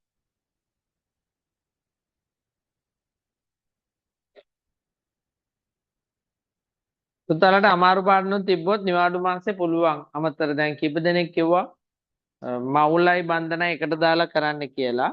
හරිද? එහෙම කිව්වතර මම දාන්න හවල් දවසේ තියනවා කියලා. ඔයගලන්ට තියෙන ගැටලු ඇවිල්ලා කතා කරන්න. තව කිව්වා රසායනික ගණනයන් ටිකක් ගැටලු කියලා. හරි. ඒ වගේ තියෙනේම නිවාඩු මාසේ තියෙන. ඔබ තමයි ඔබට තියෙන ප්‍රශ්නේ දන්නේ මෙහෙමයි. එක විසඳුමක් දැන් නෝට් එක සම්පූර්ණ වෙලා තියෙන්න ඕන. පාඩමට ආවේ නැත්නම් කොහොමද තේරෙන්නේ නැහැ. ඒකට ඕන වීඩියෝ එක ඉල්ලගෙන ටිකක් බලා ගන්න. බලලා ඒ තේරුම් නැත්නම් හරි. ඇවිල්ලා අහගන්න. ඔබට උනන්දුව තියෙනවා නම් මම උදව් කරනවා.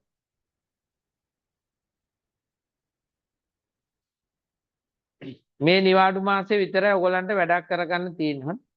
ආයි ඊළඟට එන්නේ කෙලින්ම විභාග මාසේ.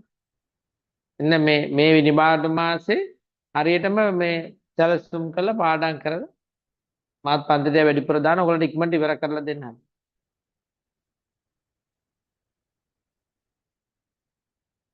ජලීය ප්‍රබල භෂ්ම ජලීය ද්‍රාවණයේ පූර්ණ ලෙස අයනීකරණය වන භෂ්ම ප්‍රබල භෂ්ම ලෙස හැඳින්වෙන.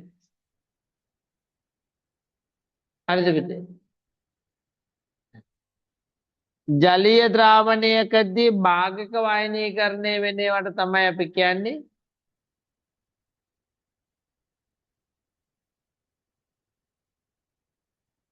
දුබල භෂ්ම කියලා.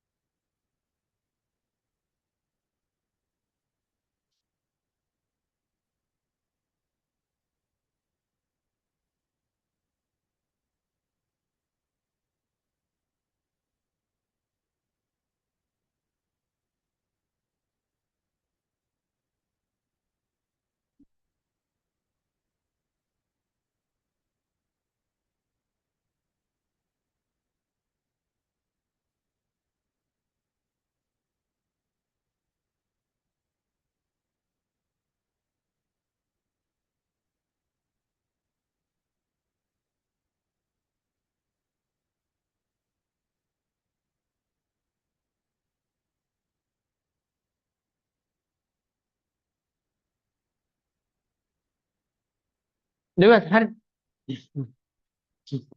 නිවද ප්‍රබල භෂ්ම දෙක කියන්නේ පාඩම් කරලා. කොහොමද මතක තියාගන්නේ? අර ප්‍රධාන ලෝහ දෙකනේ අපේ පළවෙනි කාණ්ඩේ ඉන්නේ සෝඩියම් සහ පොටෑසියම්. එතන ඒවයි ඔක්සයිඩ් ජලයේ දියවලා තමයි මේවා හදලා තියෙන්නේ. සෝඩියම්ගේ ඔක්සයිඩ් සෝඩියම් ඔක්සයිඩ්, පොටෑසියම්ගේ ඔක්සයිඩ් පොටෑසියම් ඔක්සයිඩ්. ඔක තුන්වෙනි පාඩමේදී කිව්වා ඒවා ජලයේ දිය කරාම හැදෙන්නේ මොනවාද? ප්‍රබල භස්ම කියලා. ඔය හැදිලා තියෙන ඒවා තමයි. සෝඩියම් හයිඩ්‍රොක්සයිඩුයි පොටෑසියම් හයිඩ්‍රොක්සයිඩ්. මොනවාද දුබල භස්ම? Magnesium hydroxide, ammonium hydroxide, calcium hydroxide. හරි. දැන් එතකොට මේකෙදි භස්ම වලදී විතරක් මම බෝඩ් එකට යනවා බෝඩ් එකට භස්ම වලදී විතරක් අපිට තව දෙයක් කියන්න ඕන ජලයේ දිය වෙනවාද නැද්ද කියලා. තේරුණානේ? එතකොට අනිවාර්යෙන් ප්‍රබල භස්ම ජලයේ දිය වෙනවා. එහෙම හිතන්න ඔබ.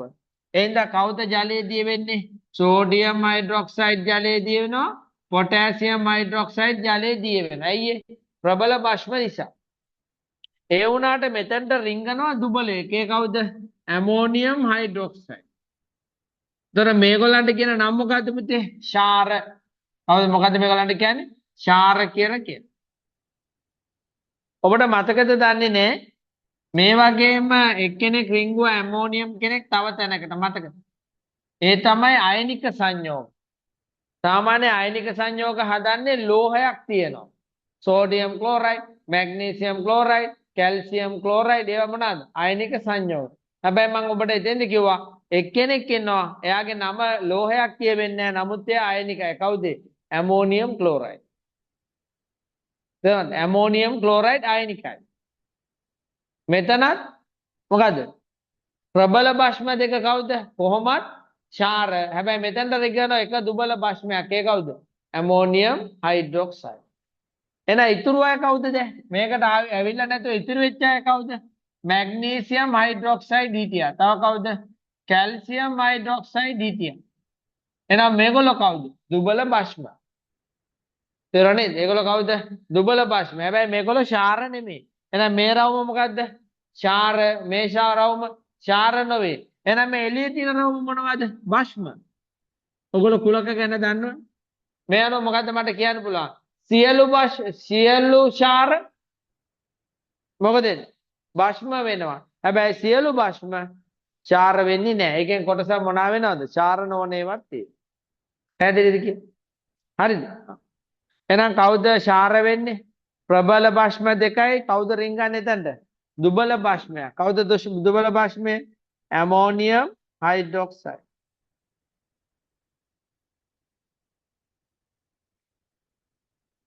තියන්න පුතේ.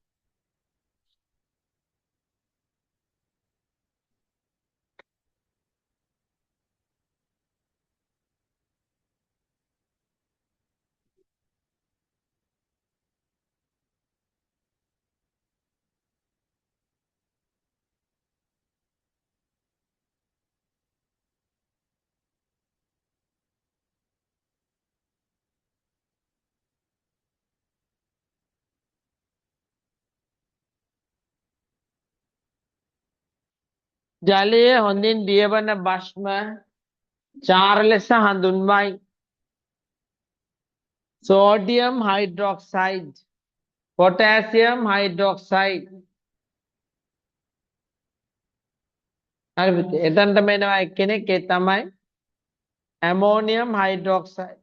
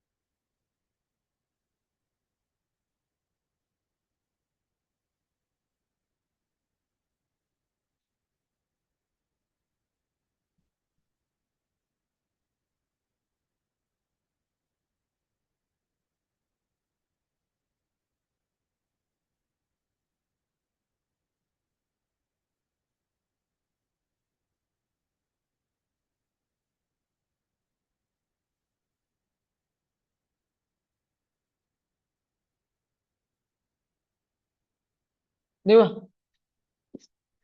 සියලුම භස්ම ඡාර නෙවෙයි. හරි නේද? සියලුම ඡාර ඒ වුණාට මොකද? භස්ම වෙන්නේ. ඊළඟට පහත ඒවා ශාර නොවේ. එහෙනම් ශාර නොවෙන ඒවා මතක තියාගන්න. මොකද MCQ එකක් හදන්න පුළුවන්. ශාර 3ක් තියෙන නිසා ඔය අතරට දාන්නවා තව එකයි. නේද? තේරෙනවද? ආයි භස්මවල ගුණ කලින් වගේ. අම්ලවල ගුණත් අපි දිව. අතින් ස්පර්ශ කළ විට සබන් වෙනි ලිස්සන ගතියක් දැනින්.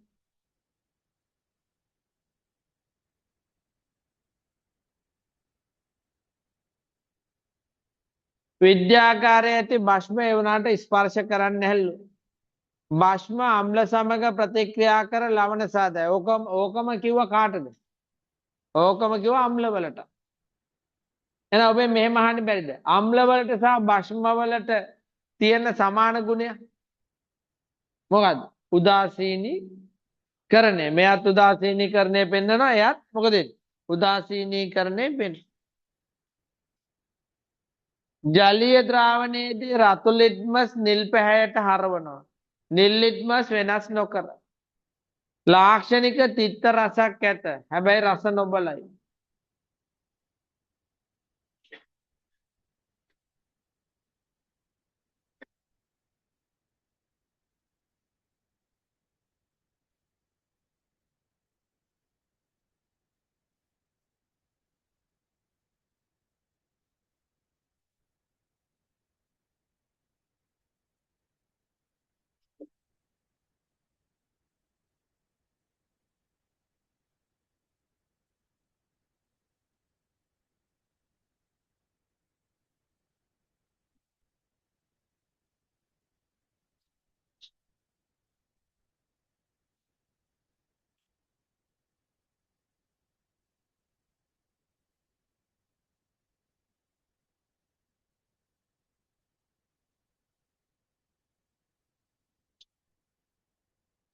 හරි.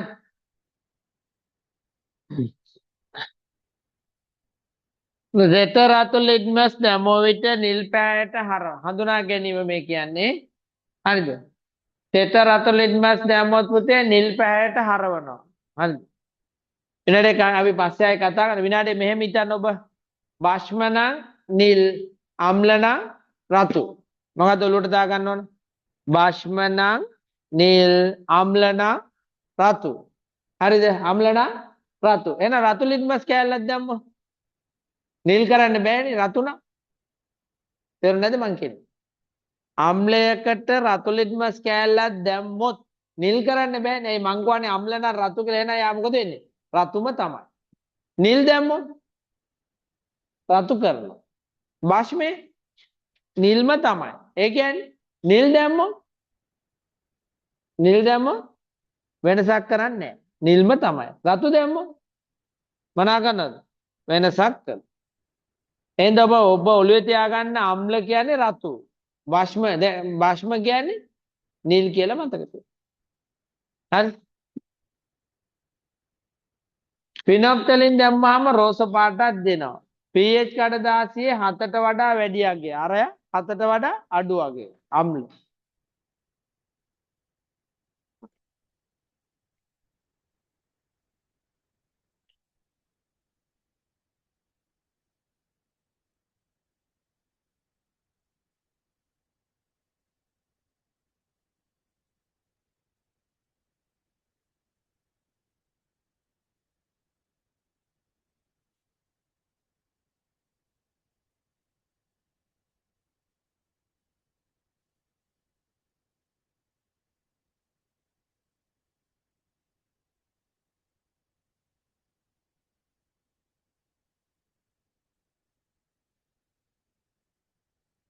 හරිද පුතා?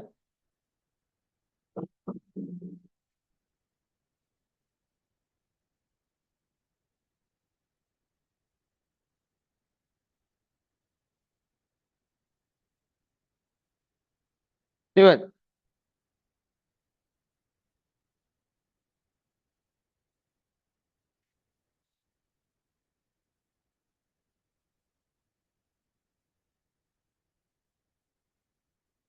හත උදාස්. හොගක්. හත උදාසීන පුතේ. ඒකයි 7ට වඩා වැඩි අඩුයි. අපි වෙනම අන්තිම ටික තියෙන්නේ දර්ශක. ඒතර කියවල. භස්ම කීපයක භාවිතය අර වගේ. එක සෝඩියම් හයිඩ්‍රොක්සයිඩ්. එයාට තමයි කියන්නේ පුතේ ඕන වරණ තුල දාන්න. එයාට තව නමක් කියනවා කොස්ටික් සෝඩා. අපි වෙළඳ නාමය කියන්නේ කොස්ටික් සෝඩා. කොස්ටික් සෝඩා කියන්නේ සෝඩියම් හයිඩ්‍රොක්සයිඩ්.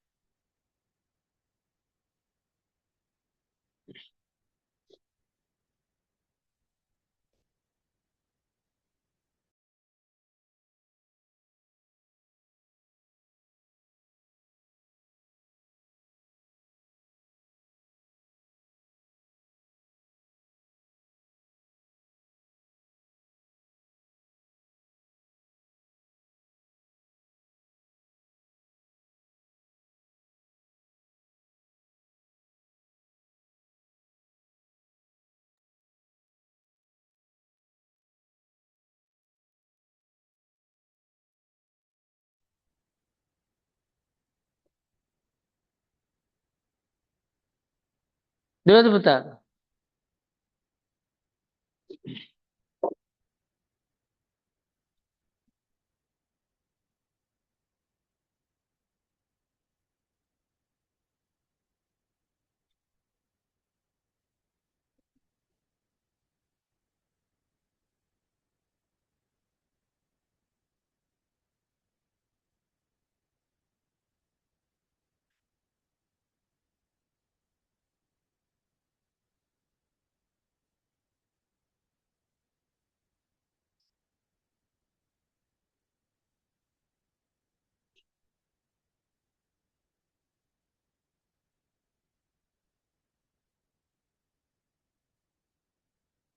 හරිද පුතේ? ඊට පස්සේ මැග්නීසියම් හයිඩ්‍රොක්සයිඩ්. ඒකේ එකක් තියෙනවා අර අපි ගෑස් එකට බොන්නේ. මැග්නීසියම් ෂීරය. ඒකේ වැඩිපුරම තියෙන්නේ මැග්නීසියම් හයිඩ්‍රොක්සයිඩ් හයිලයිට් කරලා. ප්‍රතිඅම්ලයක් ලෙස. ප්‍රතිඅම්ලයක් කියන්නේ අම්ලසර අඩු කරනවා කියන.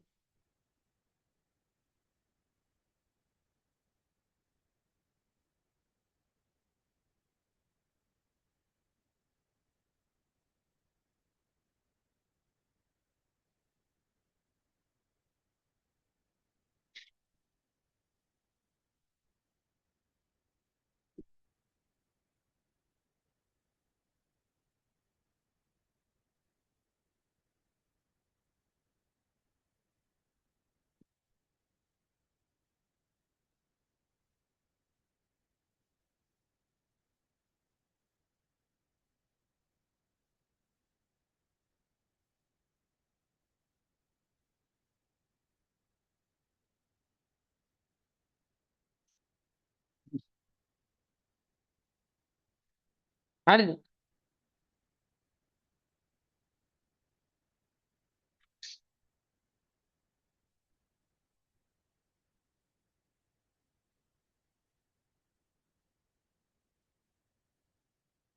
සීනි කර්මාන්තයේදී උක්පැණි සංශුද්ධ කිරීමට හරිද පුතේ?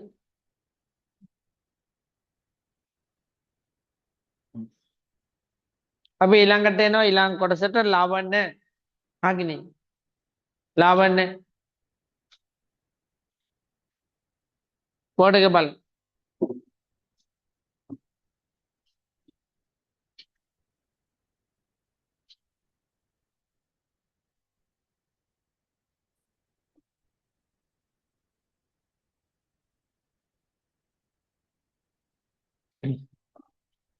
බලන්න පුතා. ලවණ හරිද? අපි ලවණ කියලා කියන්නේ හරිද? ලවණ කියලා කියන්නේ පුතේ ඔයගොල්ලෝ දන්න ලවණයක් කියනකො මට. Sodium chloride. හරිද? Sodium chloride. දැන් අපි බැලුවාම මෙතන ධන අයනයකුත් තියෙනවා කවුද? ඍණ අයනයකුත් තියෙනවා. ධන අයනය දෙන්නේ භස්මය. ඒ කියන්නේ උදාහරණයක් කිව්වොත් සෝඩියම් කවුද? හයිඩ්‍රොක්සයිඩ්. එයා භස්මය. එයත් එක්ක ප්‍රතික්‍රියා කරනවා ඍණ අයනය දෙන්නේ අම්ලය. HCl. HCl. එයා තමයි අම්ලය දෙන්නේ. තේරුණාද? පැහැදිලිද? එතකොට මොකද්ද වෙලා තියෙන්නේ? මොකද්ද පුතේ ලවණ හදනවා කියලා කියන්නේ? ලවණ හදනවා කියලා කියන්නේ අම්ලයක මෙහෙම කියන්නත් පුළුවන්. අම්ලයක තියෙන H ධනායනය පන්නනවා. පන්නලා භස්මයක තියෙන ධනායනයක් එතනට එනවා. හරිද? තේරුණාද කියන්නේ? අම්ලයක තියෙන කාවද පන්නන්නේ? H ධනායනය ඉවත් කරලා එතනට එනවා කවුද? භස්මයක තියෙන ධනායනය. පැහැදිලිද? එතකොට හැදෙන එකට කියන අපි මොකක් කියලාද? ලවණයක් කිය. ඒතර ලවණයේදී කවුද අයින් වෙන්නේ? ජලාණුවක් ඉවත් වෙනවා. ජලාණුවක් ඉවත් වෙනවා. අපි ජලාණුව හැදෙනවා නම් එතෙන්දී නමක් කියනවා මේ දෙන්න එකතු වෙලා ජලාණුව හැදෙන එකට නමක් කියනවා මොකක් කියලාද? උදාසීනීකරණය කියලා. ඒක දැන් ඊළඟට වෙනම ගන්නවා. එහෙනම් මොකද උදාසීනීකරණයක් කියන්නේ? අම්ලයක් සහ භස්මයක් ප්‍රතික්‍රියා කිරීමේදී මොනවාද? H ධනායන සහ OH ඍණායන එකතු වෙලා මොනවද සෑදීමද? ජලාණුවක් හැදෙනවට කියනවා නම මොකක් කියලාද? උදාසීනීකරණය කියලා. ඊට පස්සේ අම්ලයක තියෙන H ධනායනය පන්නලා එතනට ධනායනයක් හැදිලා හැදෙන සංයෝග වලට අපි කියනවා මොනවා කියලාද? ලවණ කියලා. එහෙනම් මේ මොනවාද? ලවණ. ලවණ. එහෙනම් තව ලවණ කියන්නේ මැග්නීසියම් ක්ලෝරයිඩ්. එහෙනම් ඔබට කියත හැකිද මේ පැත්තේ හිටිය අම්ලේ කවුද කියලා? කවුද? ඉතින් ක්ලෝරින් තියෙන්නේ මේ පැත්තේ. ඉතින් තව කවුද අම්ලයකට ඉන්නවනේ H තියෙන්නේ මේ. තේරුණාද? මේ පැත්තේ හිටිය භස්මේ කවුද? මැග්නීසියම් තියෙන්නේ මේ. අනිවාර්යයෙන් එතන තව භස්මයක් වෙනවා නම් තව කවුද ඉන්නවනේ? හයිඩ්‍රොක්සයිඩේ තියෙනවා. තේරුණාද? ඔන්න මේ පැත්තේ මේ පැත්ත ගන්න පුළුවන්ද බැරිද? පුළුවන්. දුන්න එකපාරක් ඉබයි. ඔන්න බලන්න. Sodium sulphate. ඔබ මට කියන්න කවුද ඉන්නවනේ මේ පැත්තේ? මේ පැත්තේ ඉන්නවනේ අනිවාර්යෙන් ඉන්නවනේ කවුද? සල්ෆේට. හැබැයි ආ භස්මයක් වෙන්නත් එපා. එහෙනම් කවුද? සල්ෆේට වුණාට SO4 විතරයි තියෙන්නේ. කවුද? කවුද SO4 තියෙන භස්ම අම්ලය? දැන් මෙතන සල්ෆේට තියෙන අම්ලයක් වෙන්න එපා. කවුද අම්ලය SO4 තියෙන්නේ? සල්ෆියුරික්. එහෙනම් මොකක්ද සූත්‍රය? H2SO4. සෝඩියම් තියෙන භස්මය මොකක්ද? NaOH. තේරුණානේ? එතකොට තියෙන්නේ නයිට්‍රේට් එකක් නා. NO3. Calcium nitrate. අපි එමෙතු කැල්සියම් නයිට්‍රේට්. හරිද? එතකොට අනිවාර්යෙන් මේ පැත්තේ ඉන්නවනම් කවුද? කවුද ඉන්නව පුතේ? නයිට්‍රේට් ඉන්නවනේ. NO3. එතකොට NO3 තියෙන අම්ලය මොකක්ද? නයිට්‍රික් අම්ලය. ඊට අමතරව මෙතන තියෙනවා නම් කැල්සියම් හයිඩ්‍රොක්ස්. පැහැදිලිද කියන්නේ? අනිවාර්යෙන් අපේ ක්ලෝරින් තියෙන ලවණයක් නම් ඒ කවුද? හයිඩ්‍රොක්ලෝරික් එකතු වෙයි හදපු කෙනෙක්. සල්ෆේට තියෙන ලවණයක් නම් කවුද? සල්ෆියුරික් හදපු කෙනෙක්. නයිට්‍රික් එකතු වෙච්ච කෙනෙක් නම් ඒ කවුද? නයිට්‍රික් අම්ලය හදපු කෙනෙක්. එතකොට මේ අම්ලයයි භස්මයයි එකතු වෙනකොට මේ දෙන්නම සමාන නම් මේ හැදෙන ලවණය අපි කියනවා උදාසීන ලවණයක් කියලා. ඊයේ අම්ලයේ ගුණත් නැහැ, භස්මයේ ගුණත් නැහැ. අම්ලය ප්‍රබල නම් භස්මයට වඩා හැදෙන්නේ මොන ලවණයක්ද? අම්ලය ප්‍රබල නම් ආම්ලික ලවණයක්. භස්මය ප්‍රබල නම් හැදෙන්නේ භාෂ්මික ලවණයක්. එහෙනම් ලවණ වර්ග තුනකට කඩන්න. උදාසීන ලවණ හැදෙන්න පුළුවන්, ආම්ලික ලවණ හැදෙන්න පුළුවන්, කටවලන්න. භාෂ්මික ලවණ හැදෙන්න පුළුවන් පුතේ. උදාසීන ලවණ හැදෙන්නේ දෙන්නම ප්‍රබල නම්. ආම්ලික ලවණ හැදෙන්නේ අම්ලය ප්‍රබල නම්. භාෂ්මික ලවණ හැදෙන්නේ භස්මය ප්‍රබල. එච්චර. ඊට පස්සේ අපි ලවණ කීපයක ප්‍රයෝජන ගැන කතා කරමු. මෙතෙන්දී ඔබට වැදගත් වෙන ලවණයක් තියෙනවා. ඒ තමයි කැල්සියම් ක්ලෝරයිඩ්. මොකද ලවණයේ නම? Calcium chloride. හරිද? ලවණයේ නම පුතේ කැල්සියම් ක්ලෝරයිඩ්. ඔන්න බලන්න. සෝරි කැල්සියම් ක්ලෝරයිඩ් නෙමෙයි කැල්සියම් කාබනේට්. මේ කවුද? ඔබට හුරු කෙනෙක් මේ කවුද? කවුද? හුණුගල්. හුණුගල් වල වැඩිපුරම තියෙන්නේ මොනවාද? Calcium carbonate. මේක රත් කරොත් මොකක් වෙයිද? මම මේ ලවණය ගැන දැන් කියන්නේ. මොකක් වෙයිද? ඔයගොල්ලෝ ප්‍රතික්‍රියාව ඉගෙන ගත්ත කොහෙද? කොහෙද? දැන් මේ විභාගෙ කිට්ටුවනේ ඉන්නේ දැනගන්න. කොහෙද? යාළුවාට මූණන මට කියන්න. කොහෙද කැල්සියම් කාබනේට් රත් කරේ? දන්නේ නැහැ.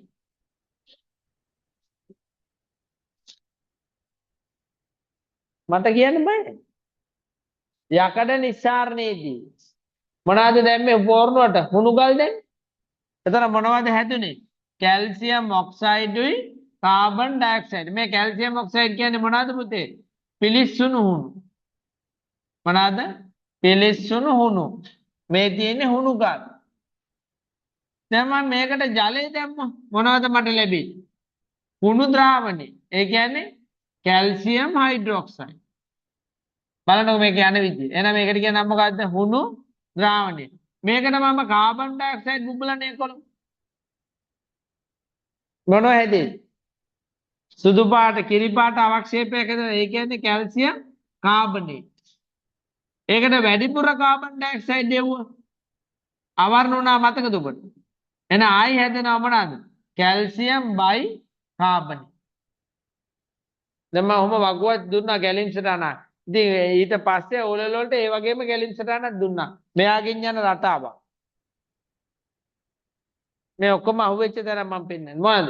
කැල්සියම් කාබනේට් රත් කරනවා, කැල්සියම් ඔක්සයිඩ් හැදෙනවා, කැල්සියම් ඔක්සයිඩ් වලට ජලය දැම්මොත් මට මොනවද ලැබෙන්නේ? හුණු දියර ද්‍රාවණයක් හදා ගන්න පුළුවන්. ඒකට කාබන් ඩයොක්සයිඩ් දෙවෝ කිරිපාට අවක්ෂේපයක් හැදෙනවා. ඒ කියන්නේ ආයි හැදෙන්නේ කැල්සියම් කාබනේට් කුඩු. ඒවට වැඩිපුර කාබන් ඩයොක්සයිඩ් එකතුවොත් ආයි යම මොනවද? කැල්සියම් බයිකාබනේට් බවට පත්. පැහැදිලිද?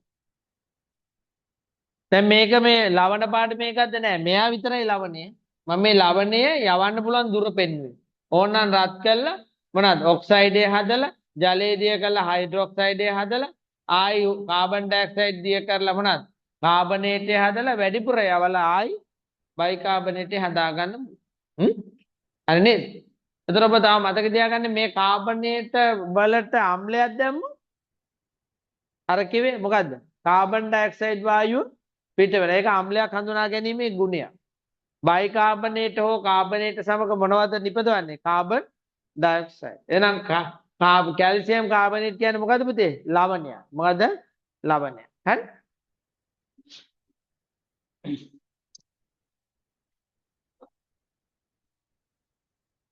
අහන්න පුතේ ගැටළු අහන්න.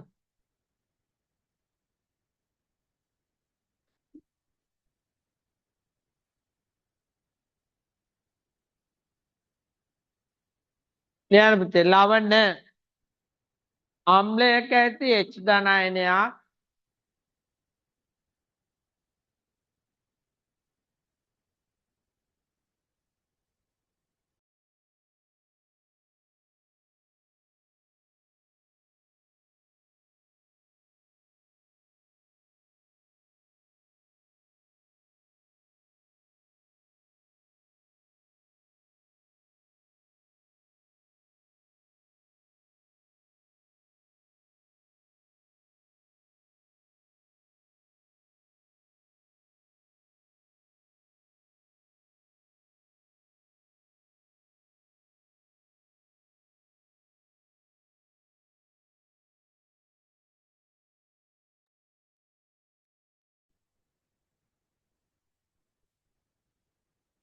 හරි පුතේ. ලවණ අම්ලයක ඇති H ධන අයන එකක්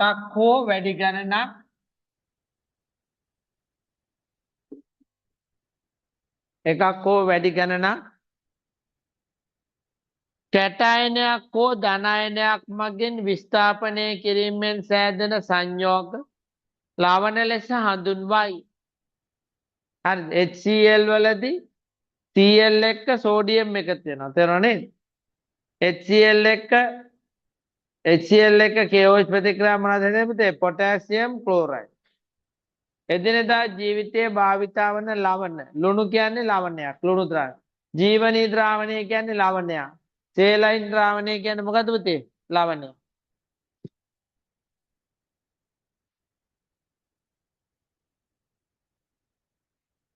ලියමු. වැදගත් කරුණු අම්ල භස්ම සමග ප්‍රතික්‍රියා කර ලවණ සාදයි. හයිඩ්‍රොක්ලෝරික් අම්ලය සෝඩියම් හයිඩ්‍රොක්සයිඩ් සමග ප්‍රතික්‍රියා කළ සෝඩියම් ක්ලෝරයිඩ් හදන. එහෙනම් මේක පුරව. ඔබ ටක් ගාලා මේක පුරව.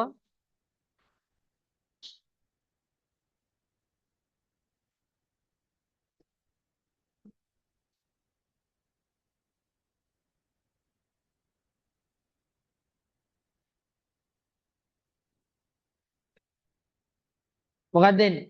KOH ධන HCl මොකක්ද දෙන්නේ? පුළුවන් පුරන්න. KCl ධන ජලය.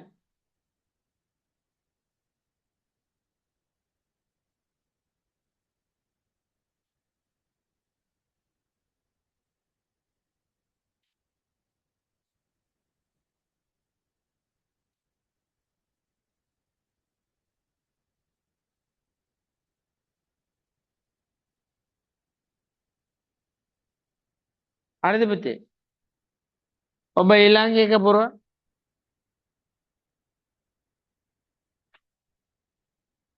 නයිට්‍රික් අම්ලය ධන මැග්නීසියම් හයිඩ්‍රොක්සයිඩ්.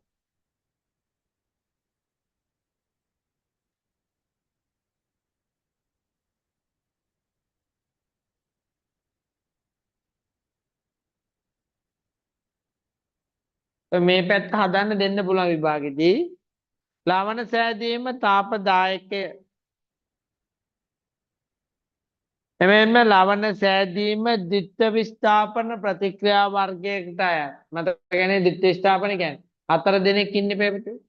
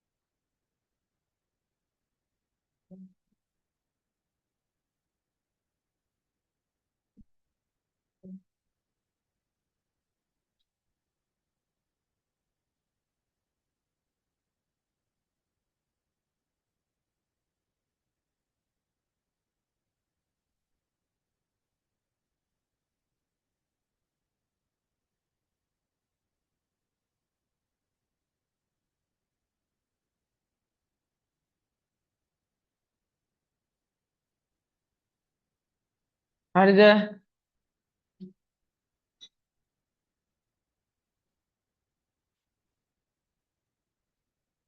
ලවණ වර්ග කිරීම. උදාසීන ලවණ තියෙනවා ප්‍රබල අම්ල ප්‍රබල භාෂ්ම එකතු. ආම්ලික ගුණ පෙන්වන ලවණ හදනවා ප්‍රබල අම්ල.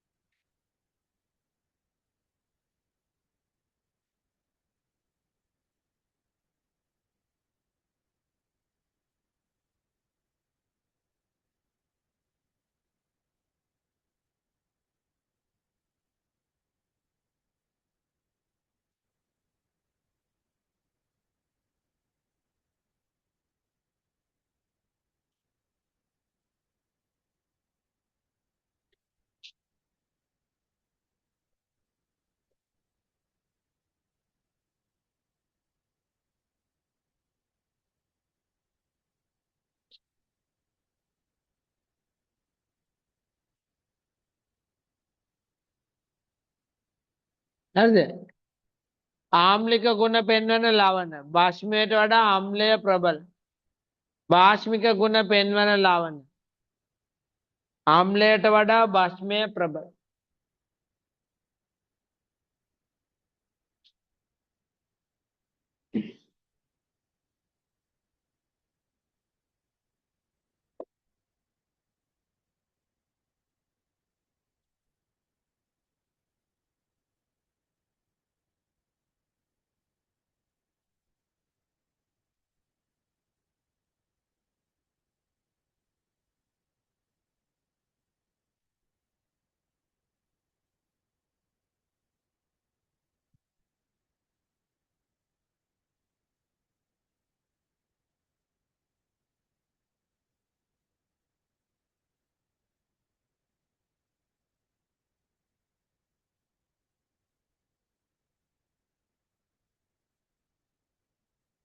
නේද? හරිද? ලවණ කීපයක ಗುಣ බලමු. ලවණවල ගුණ මේවා අර අයනික සංයෝගවල ගුණට සමානයි. හේතුව ලවණ අයනිකයි. මොනවාද? ස්පටික රූපී වෙනවා. ඝන අයනික සංයෝග වේ. බොහොමයක් ලවණ ජලයේ ද්‍රාව්‍යයි.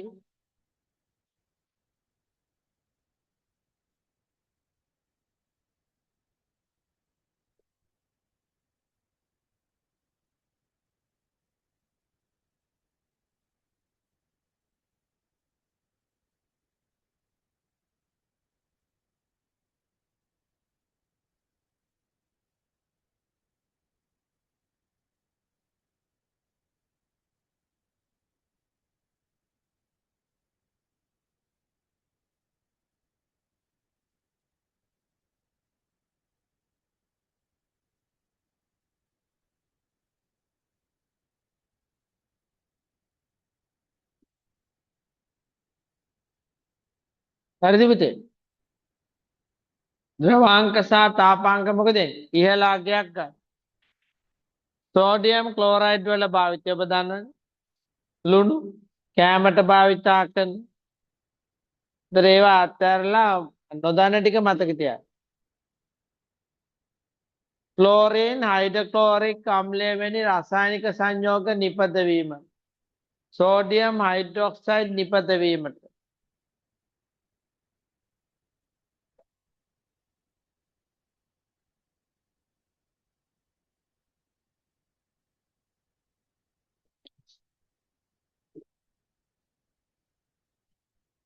සොල්වේ ක්‍රමයෙන් සෝඩියම් කාබනේට් නිපද වීමට.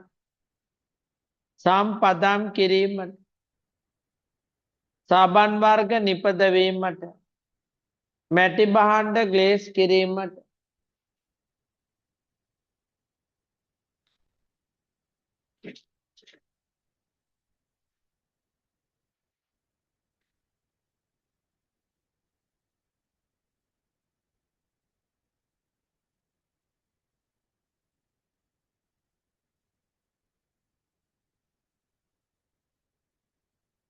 හරි පුතේ. ග්ලේස් කරනවා කියන්නේ උපදමනවා වගේ වෙනවා. සම්පදම් කිරීමට. සබන් වර්ග නිපද වීමට.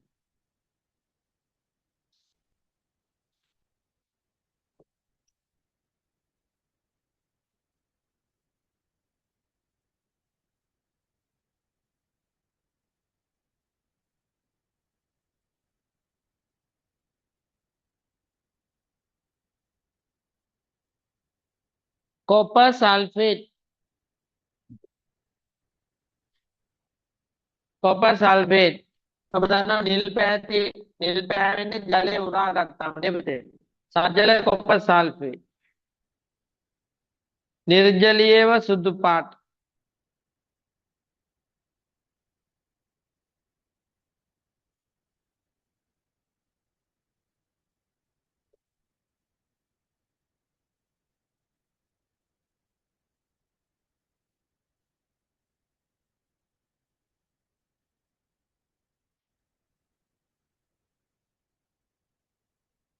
හරිද? භාවිතය කෘෂිකාර්මික කටයුතු වලදී දිලීර නාශකයක් ලෙස. හරිද? ඔබට මතකද මීට ඉස්සෙල්ලා දිලීර නාශකයක් විදියට පාවිච්චි කරපු මූලද්‍රව්‍යයක් තිබුණා. සල්ෆර්. සල්ෆර්. රසායනික ප්‍රතික්‍රියාවේදී විද්‍යුත් ලෝහා ලේපනයේදී බෙනඩික් වගේ ද්‍රාවණ හදනවා. ඒතර බෙනඩික් මොන පාටද? බෙනඩික් අපි ගත්තේ 10 පළවෙනි පාඩේ මොන පාටද? මතක නැහැ. ඔය කියන්නේ. ඉතින් බෙනඩික් කියන්නේ කොපර් සල්ෆේට් තියෙනවා නම් කොපර් සල්ෆේට් මොන පාටද? නිල් පාටයි. ජලයේ දිය කරා. ඒ නිසා බෙනඩික් ද්‍රාවණය මොන පාටයි? නිල් පාට. එයාට නිල් පාට ලැබිලා තියෙන්නේ මෙයා ඉන්නේ. විද්‍යුත් ලෝහා ලේපනයේදී. දැන් තව සායම් කර්මාන්තයේදී.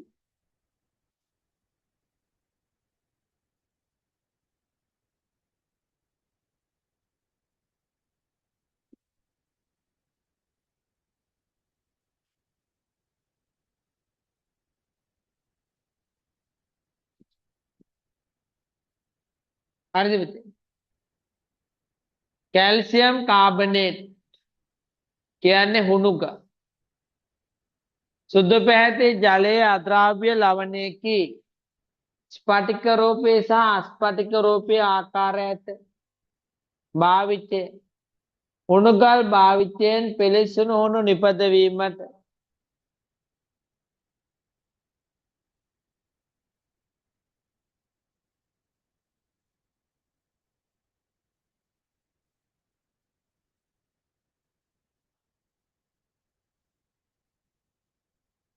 ගෘහ නිර්මාණ කටයුතු වලදී විශේෂයෙන්ම කිරිගරුඬ ප්‍රතිමා සිමෙන්ති නිෂ්පාදනයේදී අමුද්‍රව්‍යයක් ලෙස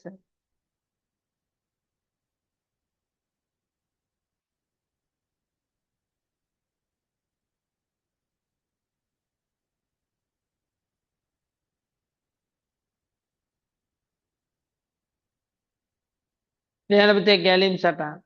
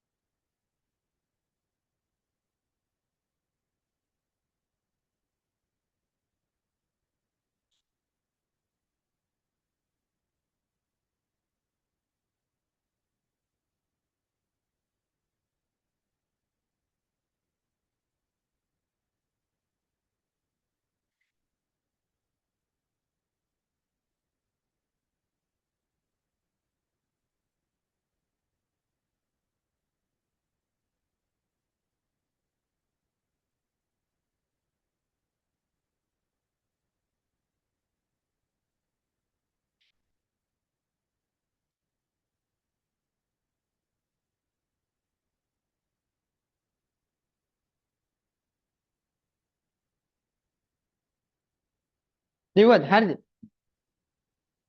තව පොඩ්ඩයි උදාසීනීකරණය කළ නවත්ත. උදාසීනීකරණය කියන්නේ මොකක්ද? මම කලින් කිව්වා. ආම්ලයයි බෂ්මයයි එකතු වෙලා මොනව හදන එකද පුතේ? ලවණයි ජලයයි හදන එක. නමුත් අපි මෙතෙන්දි මතු කරන්නේ ජලය හදන එක. එහෙනම් මොකද්ද මට කියන්න පුළුවන්? ආම්ලයක ඇති H ධනායනයකුයි බෂ්මයක තියෙන මොනවාද? OH ඍණායනයකුයි එකතු කරලා ජලාණුවක් හැදෙනවනම් අපි ඒකට කියනවා නම උදාසීනීකරණය කියලා. එතකොට ආම්ලයේ තිබිච්ච ආම්ලික ගුණ දුන්නේ මෙයානේ.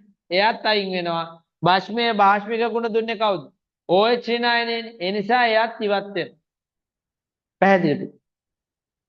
මේකට අපි නමක් කියන උදාසීනීකරණය කියලා. මේක භාවිතා වෙනවා අපේ ආමාශයේ අම්ල තියෙන ප්‍රබල ආම්ලයක් හයිඩ්‍රොක්ලෝරික් ආම්ලය. ගෑස් එක වගේ ගහනවා නම් දුබල භස්මයක් බොන. මී මැස්සෙක් විද්දොත් විෂ ආම්ලිකයි. එතකොට අපි මොකද කරන්නේ? භස්මයක් හුණු ටිකක් ගන්නවා. දෙබරෙක් විද්දොත් භාෂ්මිකයි. එහෙනම් එතකොට දෙහි ටිකක් ගන්නවා. එන එක මතක තියාගන්නේ කොහොමද පුතේ? දෙබරගේ බ වල මොකද්ද? භාෂ්මික. දෙබරට බ තියෙන භාෂ්මික. එහෙනම් මී මැස්සට තියෙන්නේ ආම්ලික විෂ. පස ආම්ලික නම් මොනා කරනවා? අලුහුණු ගිනිල්ල දාන්න. එතකොට ඔබ ඒක විද්‍යාත්මක වුණත් පහදන්න පුළුවන් වෙනවා. එච්චරයි තියෙන්නේ.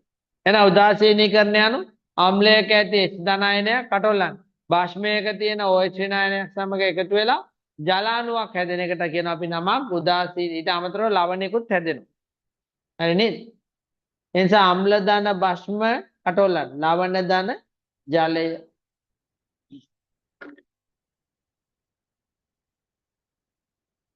දැන් මේ පෙන්වන්නේ පුතේ අපි මේ සෝඩියම් හයිඩ්‍රොක්සයිඩ් ද්‍රාවණයකට අපි දානවා ෆිනොප්තලින් ටිකක්. එතන ෆිනොප්තලින් මොන පාටයිද? රෝස පාට. ඒ ෆිනොප්තලින් රෝස පාට උනේ භස්මයක් තියෙන නිසා. හරිද? දැන් මේ සෝඩියම් හයිඩ්‍රොක්සයිඩ් රෝස පාට උනේ ඇයි? ෆිනොප්තලින් දාපු නිසා. ඒකේ භාෂ්මික ගුණය තියෙන නිසා. දැන් අපි ඒකට එකතු කරන් යනවා මොනවාද? අම්ල ටික ටික. එතකොට අර භස්මයේ තියෙන භාෂ්මික ගුණ දැන් ටික ටික මොන වෙනවද? නැති වේගෙන යනවා. මොනවද හදන්නේ? ජලයයි ලවණයයි.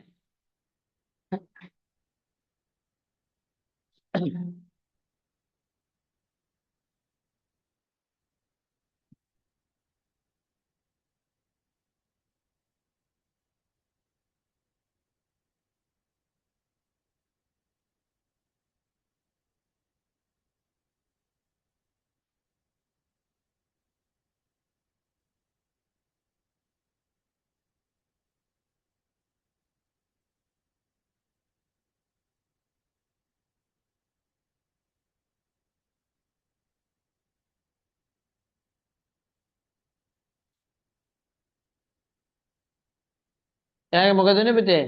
ආම්ලික බව දැන් නැති වුණා. මේ භාෂ්මික බව නැති වුණානේ. පැහැදිලි නේද? ආවරණ ද්‍රාවණයක්. මේ උදාසීනීකරණය ආම්ලයකින් නිදහස් වන H ධනායනයක් සහ හරිද? භාෂ්මයකින් නිදහස් වෙන OH නායනයක් සමග සම්බන්ධ වී ජලාණුවක් සෑදීමට අපි කියනවා උදාසීනීකරණය කියලා. උදාසීනීකරණය දැකිය හැකි අවස්ථා නැත්නම් ප්‍රයෝජනවත් වන අවස්ථා. ආමාශයේ තියෙන ප්‍රබල අම්ලයක් වන HCl අපි උදාසීනීකරණය කරන දුබල භස්මයක්. විශේෂයෙන්ම මැග්නීසියම් හයිඩ්‍රොක්සයිඩ්. මිරිකොප් මැග්නීසියා ළඟ ලියා ගන්න. MgOH2 එයාගේ විද්‍යාත්මක නම මැග්නීසියම් හයිඩ්‍රොක්සයිඩ්.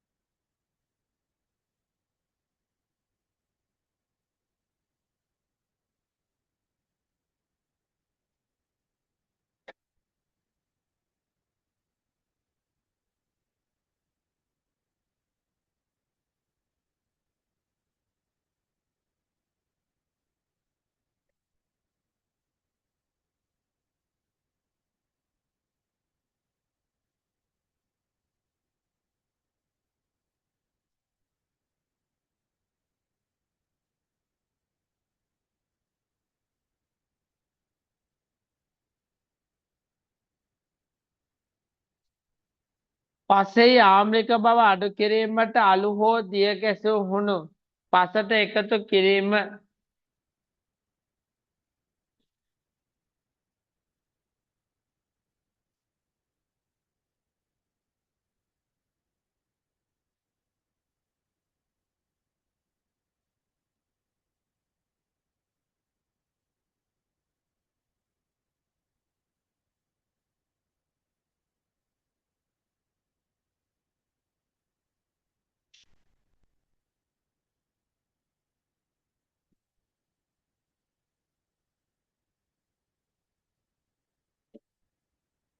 මීමැස්සා දෂ්ට කළ විට ආම්ලික විෂ නිසා දුබල භස්මයක් ආලේපය දෙබර විෂ භාෂ්මික නිසා දුබල අම්ලයක් ආලේප කිරීම.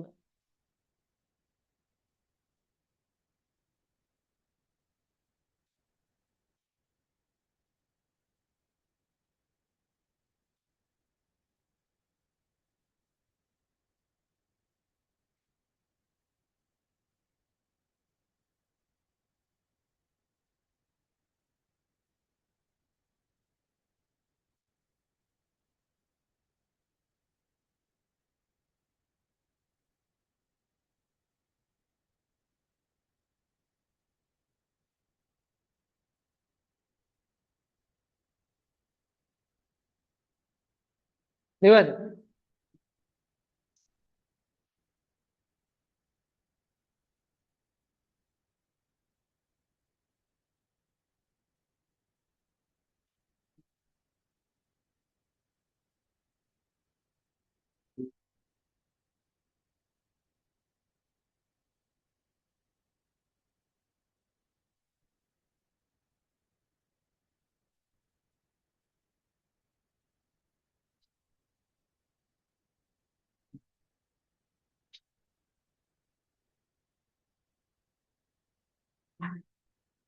හරිද? පගු විතරක් ලියලා නවත් ඔබට හම් වෙන අම්ල භෂ්ම සහ ලවණ කීපය. විනාකිරි ඇසිටික් අම්ලය. පුතා ඊට පස්සේ බැටරි ඇසිඩ් කියන්නේ සල්ෆියුරික් අම්ලය, රබර් කිරි කියන්නේ පුතේ ඇසිටික් අම්ල. මැග්නීසියා ക്ഷീරය magnesium hydroxide. Baking soda sodium bicarbonate. ලුණු සෝඩියම් ක්ලෝරයිඩ්. පුතාලා බදාදා බ්‍රහස්පතින්දා එනකොට තාපේ ටියුට් එකක් අරන් ඉන්න. හරි. ඕක කොහොමද ගේනවද? පැහැදිලි නේද? මේකත් ඉවර කරලා තාපෙට යනවා.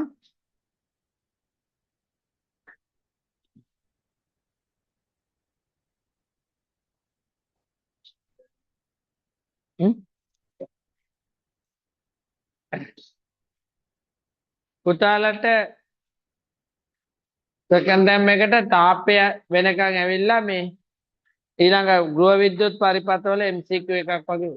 ඒක රචනා ප්‍රශ්නයක් කෙනෙක් කරන්න.